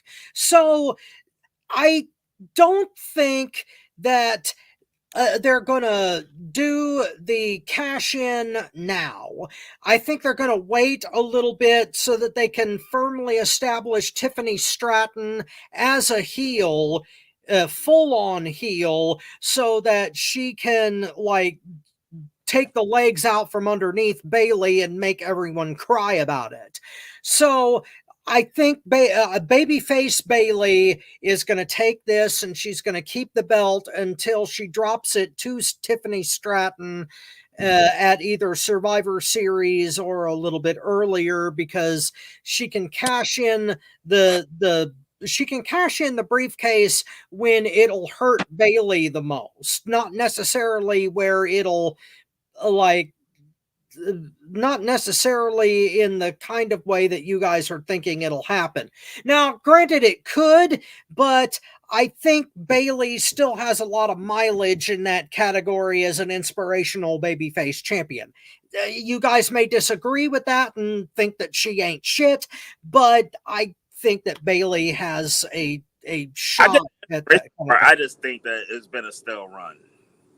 Yeah, okay. Next match is the women's world title match, Liv Morgan versus Rhea Ripley. And I don't know who should take this first. Bobby, have fun. Liv Morgan cannot even sit at the table. Liv Morgan can't even seduce Dominic the Virgin Mysterio to come to his crib, to our crib. Liv Morgan cannot even convince someone that they are really in love with Dominic, because I think it's bullshit. I'm sorry. It hurts me and it pains me. No, it don't. Fuck that shit. Rhea Ripley gonna rip her fucking head off, throw her fucking body to the side, put it in the trash, they're gonna recycle it, because that little comment about men don't like women that look like her. They like women that look like me and do that. And threw that little mosquito bite behind into the TV screen. I'm sorry. I like women like Rhea Ripley. I like the ones that if I throw her down, she can toss me right back over. I like women that can do stuff like that. So Liv Morgan lost. First of all, she fucked up when she couldn't even sit at the table. She fucked that up. All right, she was already on my shit list. Now she really on my shit list with that comment. Fuck Liv Morgan. No, I wouldn't fuck her. I'm sorry. Thank you for joining us on FTW Future. Take that back. No, fuck that shit. Liv Morgan needs to lose that title and go somewhere. Go do OnlyFans, something. Because she, as far as being a pro wrestler in that ring, she does not have the talent to even be called champion She don't even have the talent to be called a chalupa, let alone being a champion. So,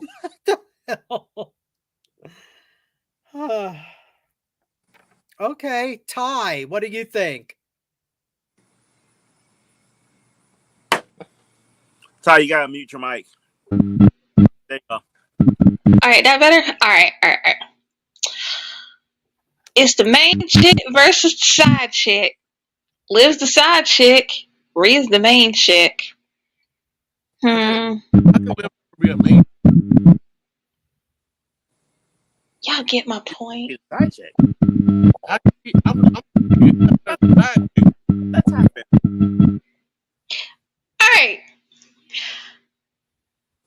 Rhea's the type of girl that you can bring around your friends and family and she'll still throw it down for you. Liv's the side chick. Just like Mastermind says, she can't even seduce Dominant Mysterio for shit. She's like the awkward girl in school that tries to be sexy, but it blows up in her face. All in her face. All over. And thank you for joining us on Future Focus. That's like me trying to seduce my main boo, but it blows up in my face. But that's a story for a different day. Yes, it is. Okay. I'll leave that one alone. Yeah, please leave it, please. I'm sorry, but I'm gonna have to be Team Rhea. Gotta be. I'm Team Mommy. Main chick, Rhea, Mommy's always gonna be on top. Yes, she will. And thank you for joining us on FTW Future Focus. But I do give Dom props for telling Liv off. Where the hell was that energy from the get-go? I give Dom props for that. He grew his balls. He should have grew him a long time ago when his side chick Liv tried to seduce him. He was confused. Well, he ain't confused no more. No, ain't. Motown. Well, I see this going a different way. Please don't tell me. Oh yeah, I'm picking Liv on this one. Oh my God, no. The world has just been turned upside down. No. I'm picking Liv on this one. And here's why. Oh God. Here's why. At SummerSlam, Oh. Dominic's gonna fuck up once again with the chair shots. Oh. With the chair. Dominic is turning on Mommy. And will be the biggest heel ever. Okay, I could dig that. You can't have Dominic and Rhea together, as red hot and popular as Rhea is, and as much as people hate Dominic. But Rob, you thought the heat that Dominic got for turning on his daddy was big? Cost Mommy the title. Fuck Mommy out that title. That's nuclear heat. And right now, where Rhea is at as a character, and where Liv is at as a character throughout this entire storyline, it makes more sense for Dominic to be with Liv. Dominic's gonna fuck Rhea. And then he's gonna fuck Liv, probably on the title. And thank you for joining us on FTW Future Focus. But there's no doubt in my mind that whole like him telling telling Liv off, that's to drop Mommy's guard. That's all it was for. Dominic and Liv knew exactly what he was doing. It's part of their plan. And part of the plan, and I'm not saying Liv is smart enough to orchestrate this. I'm not even saying Dominic is smart enough to orchestrate this. The puppet master in all of this is our prediction. This is a spoiler. The puppet master in all of this is Finn Balor. How the hell is Finn Balor tapping that? I'm not saying he's tapping it. I'm just saying he's orchestrating this split. He's tapping it. Okay, he could be tapping it. In all honesty, when everything's all said and done, Dominic can end up out with nobody. Yep. And Liv can end up with Finn. Yep. I see that. I could see that happening. The ultimate revenge on Liv is this is her revenge tour. So her ultimate revenge on Rhea Ripley is Dominic turning on her. And then a slap in Dominic's face as he gets dropped for Finn. But it's going to give Dominic nuclear heat. You're going to have Liv. You're going to have Rhea and Priest as a Judgment Day. And then the rest of them going to have their own faction. I don't even see Dominic in a faction. I think it's going to be Finn Balor and dude. And JD McDonough. Yeah, because JD needs to step up. With Liv Morgan. JD is a bad motherfucker. JD's a bad motherfucker. Liv can't set the table. She can hit the table. She can't do shit with the table. She can't even lay on the table. But what she's been doing now, she's solidifying herself as a natural heel. And it's going to be a good fit with her, Finn, and JD McDonough. And Dominic for a minute. I don't think Dominic's going to be in it. He's going to be there for a minute. Okay. I don't know how all of the storyline intricacy will work out, but this is going to... We predicted a match and how it's going to go. This is going to be a split vote. I'm going with Motown on this one. I'm picking Liv Morgan. And it's going to be for the reason that you said. Dominic is going to turn on Rhea, and he is going to get absolutely booed off of this fucking planet. So, yeah, now, as far as the rest of it goes and how it's going to affect Judgment Day, I haven't the slightest idea. But I do agree with Motown that Dominic is going to screw Rhea and Liv Morgan is going to end up the champion. So yeah, that's pretty close to it. Next matchup is special referee match with sorry, I got a frog in my throat. Sorry. Seth friggin' Rollins as the referee, CM Punk versus Drew McIntyre.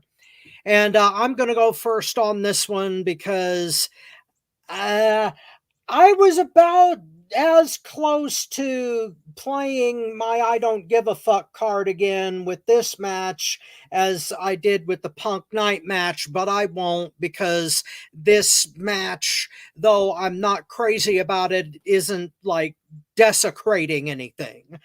So I'm going to give this to Punk because as much as Rollins has a reason to hate both guys, I think that McIntyre can absorb the loss more than Punk can, because if he loses his first match back from injury, then it's basically going to take away any good faith from the investment that they've made in Punk. Not that I think there is any like real good faith between him and WWE to begin with, but Punk is going to walk away winning this because people want this feud to continue. Rollins hates both of them, and Punk needs the win after being out of action so long. So I'm going to give it to Punk. Motown. You know I'm all about CM Punk. Not as much as the gentleman next to me. Because I didn't like his role in it and all that drama as well. But Punk is definitely my sentimental favorite. I rarely go against CM Punk. But I have to on this one. Oh. Without my pick in this match is the same pick with or without Seth Rollins as the referee. Mm-hmm. I think him as the referee, it just is more of a pick. I'm going with Drew McIntyre on this. Okay. Drew got his shit in on Punk in Chicago. He did. But I don't think the shit that he's done to Punk is nearly on the level on what Punk has been doing to Drew McIntyre. Mm-hmm. Punk has been fucking him and fucking him and fucking him so much that it looks like Jenna Jameson at a convention. And Man. thank you for joining us on FTW Future Focus. That's 2 for me this week. That's it though. Like, Drew can't lose this match. You say he can absorb the loss. I don't think he can. I think Punk can take the loss in this situation better than Drew, especially if you can make a screw job in and with Rollins in there, because this feud is a 3-way feud between all 3 of them. Punk can take this loss and recover. I mean, this man screwed over Drew McIntyre in his own home country and was cheered and taking fans and high-fiving the fans and everything. Like, it was like, I don't care if that motherfucker's from my hometown. We love you, CM Punk. People are going to love CM Punk whether he win or lose this match. Drew needs this win. All the stuff that Punk has done to him, Drew needs this win. Punk wins the next one. Then they had a rubber match, and Punk will win that one too, because ultimately Punk's gonna win the feud. But you can't. I don't think you can have CM Punk do all the screw him out, countless titles. In the time he was injured, he has cost him multiple titles. Okay, Bobby, what's your take? I hate saying this, but I have to agree. CM Punk can't take a loss on this one. He can. It's just the way it's laid out. He can. I think it's going to be a revenge match the way he gets his shit back. But I don't think that. I don't think Punk is going to sit up here and win this one. I actually think Seth Rollins is going to fuck over Punk. Yeah. And they'll keep going. And that's how Punk is going to get the loss, is because Seth Rollins fuck him over. He's got another argument to make. It's going to be a Montreal screw job. It might be one of those rocks. 1, 2. It don't matter if stuff counts to 3. True. Or something gets in his eye. Blocks him from counting. You know, I'm going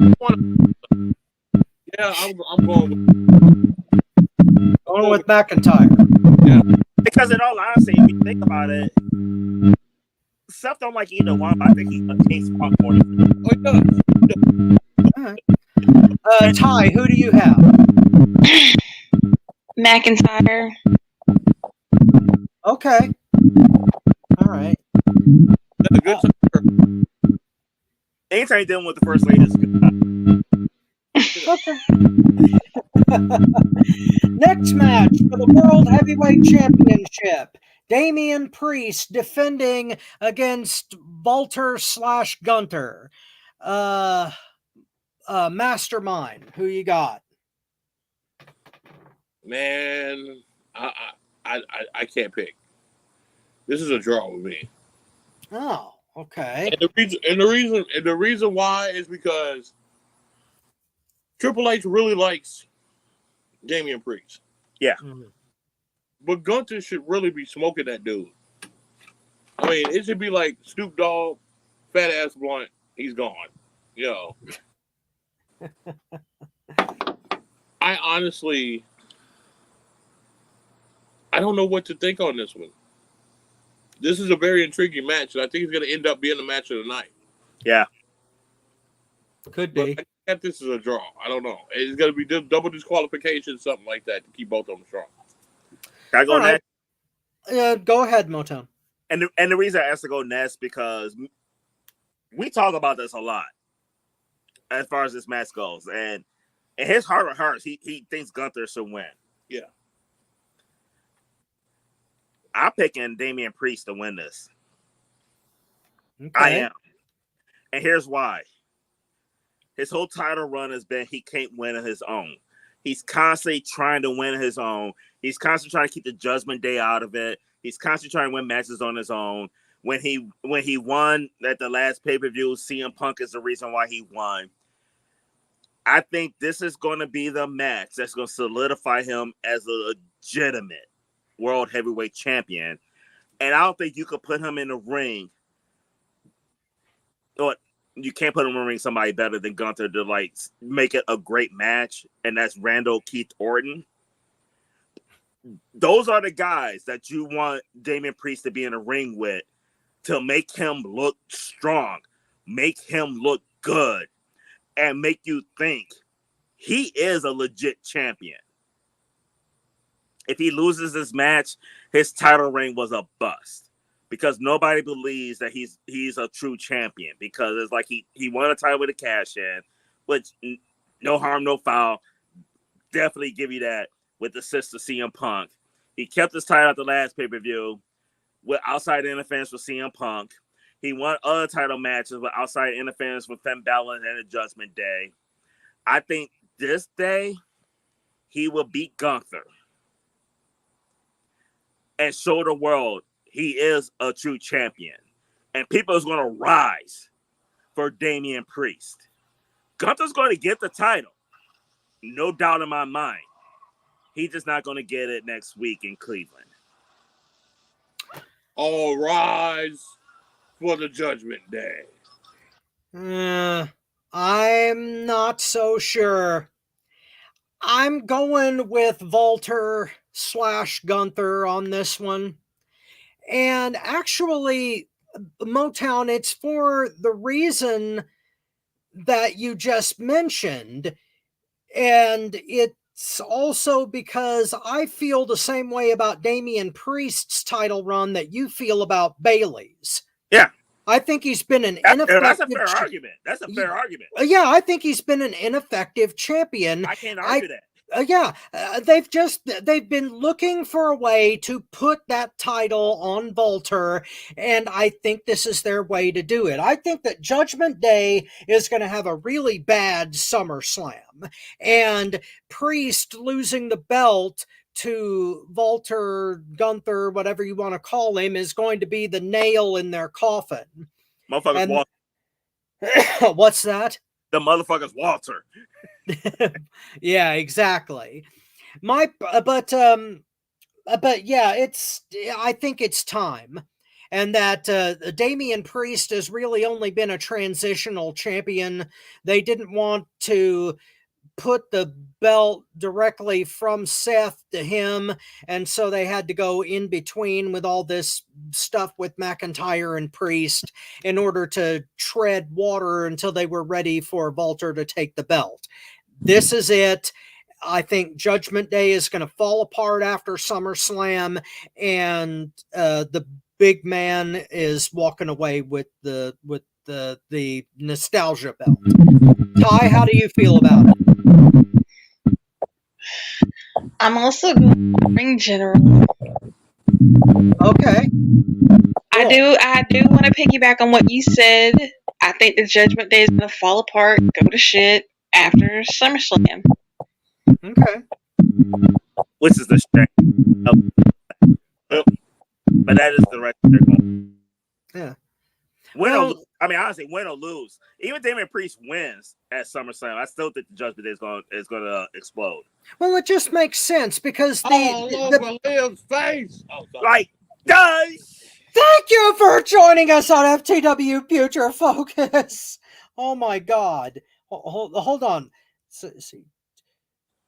20. How many is that? 297. What? 297. No, how many today? Y'all get 3 more in and y'all hit 300. How many today? 24. Okay, cool. I was on point with you. Yep. Okay. Now I'm scared. I'm scared to continue. Last match, the main event for the undisputed WWE Championship, Cody Rhodes defending against Solo Sikoa. And I'm gonna go first on this one just to be absolutely safe. This is Cinderella story number 3. And Sammy is the only one that's going to get sacrificed here. I think Cody is going to pull it out by the skin of his teeth and hold on to the belt.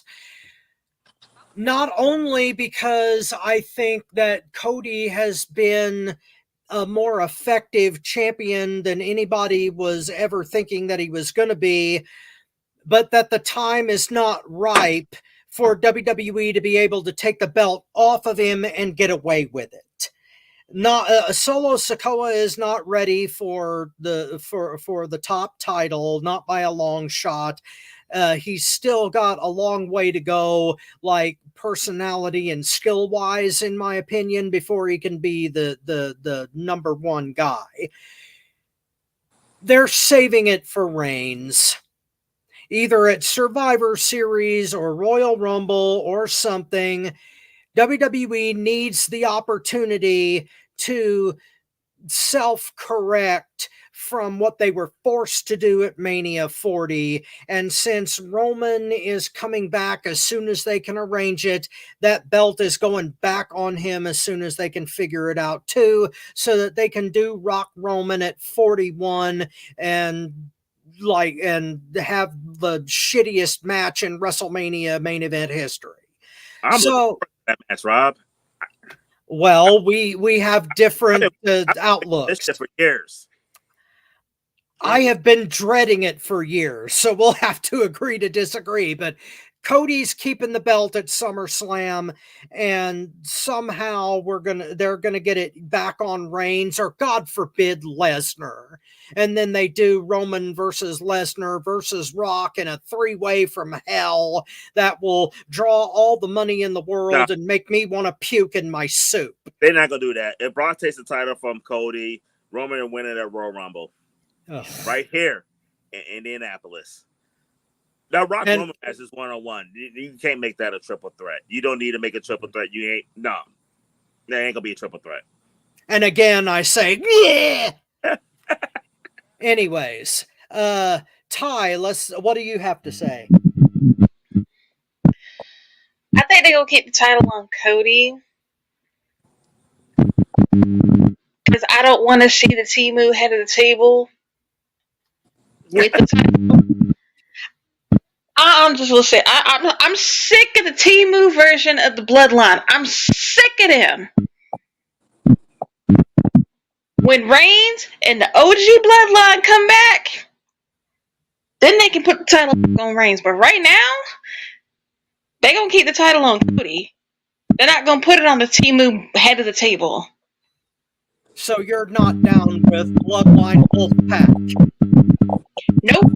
And I don't acknowledge Solo Sikoa as my tribal chief. You are not my tribal chief. He ain't my tribal chief, but you know who I do acknowledge? My main boo, Jeffrey Nero Hardy. Only Ty go work Jeff Hardy into SummerSlam Predictions. Well, he's not the head of the table, but he's charismatic and an enigma. I love my charismatic boo. Sorry though, like I acknowledge Jeff Hardy before Solo Sikoa. Well, Motown, what do you think? I somewhat agree with you, Rob. I don't think it's not the right time. It is the right time to take the title off of Cody. It's the wrong opponent, though. One reason I don't like Cody Rhodes's run is like I really haven't seen him wrestle somebody that legit thought that was going to take the title from him. And I don't think Brock Lesnar. Cody got dropped the title before Roman get it. I don't think Roman's going to come back the most popular person in the world when he returns. They're going to make him babyface again. He's already babyface. It ain't matter of them making him babyface. He's babyface. Wolfpack Bloodline made him babyface. So I don't think it's smart. I'm not saying they won't do it. I don't think it's smart to put Roman versus Cody. I don't think that's smart. But Roman versus Randy Orton would be a good option. I can honestly see, like, somewhere down the road, Randy Orton being the one taking the title off of Cody Rhodes. With the history they have with Legacy, the second generation stuff, Randy Orton was his mentor and everything, and Randy just go full-fledged hill on his ass because he wants to win number 15. And giving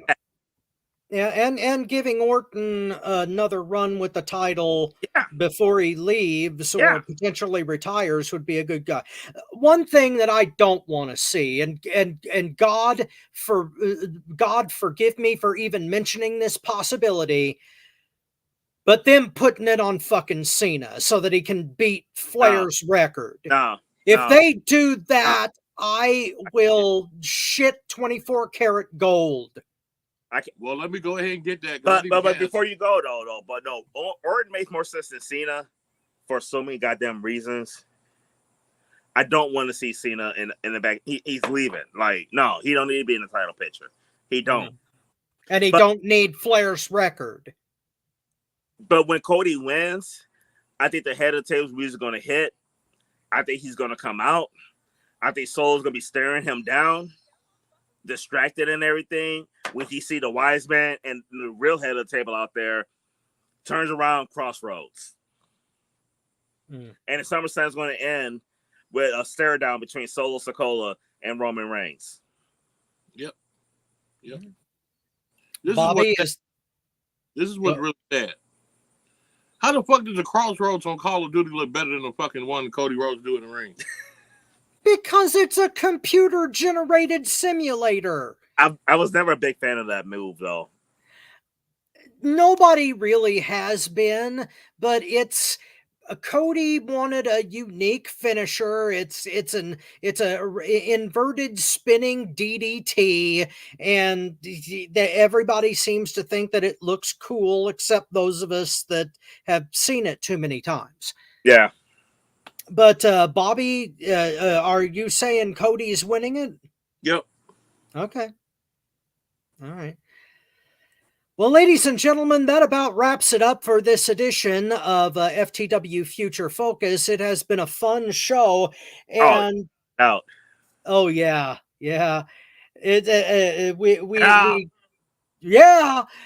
But so on behalf of myself, your not so humble correspondent, Robert Black, the Tigress, Ty Nickerson, Tony Motown Allen, Marvelous Marcus Buckley, who is in Jamaica, man, drinking some rum and hanging out. Marcus, I'm jealous. No offense, Bobby, but I'd rather be in Jamaica than sit next to this motherfucker right here. Oh, now come on. Now, and on behalf of the founder of and on behalf of the head of our table, Mr. Mastermind Bobby Rogers, we will definitely see you in the future. I just want to shout out to somebody. What? I can't hear you. Give a shout out. Oh, a shout out. Okay, go ahead, Bobby. Wendy, you watching? What's up? I'll be talking to you soon. Miss you. Sweet. On behalf of all of us, this has been a wonderful show. We will definitely see you in the future. Hit that James Brown.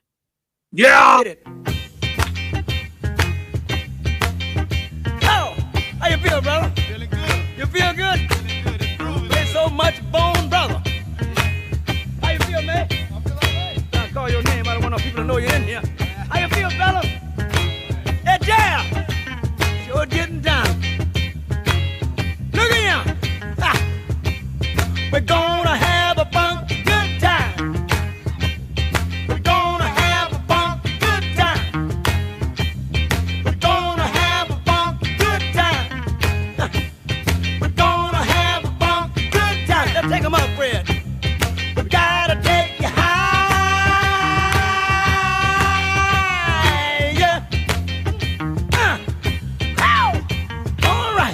You want to do it again? You want to do it again, huh?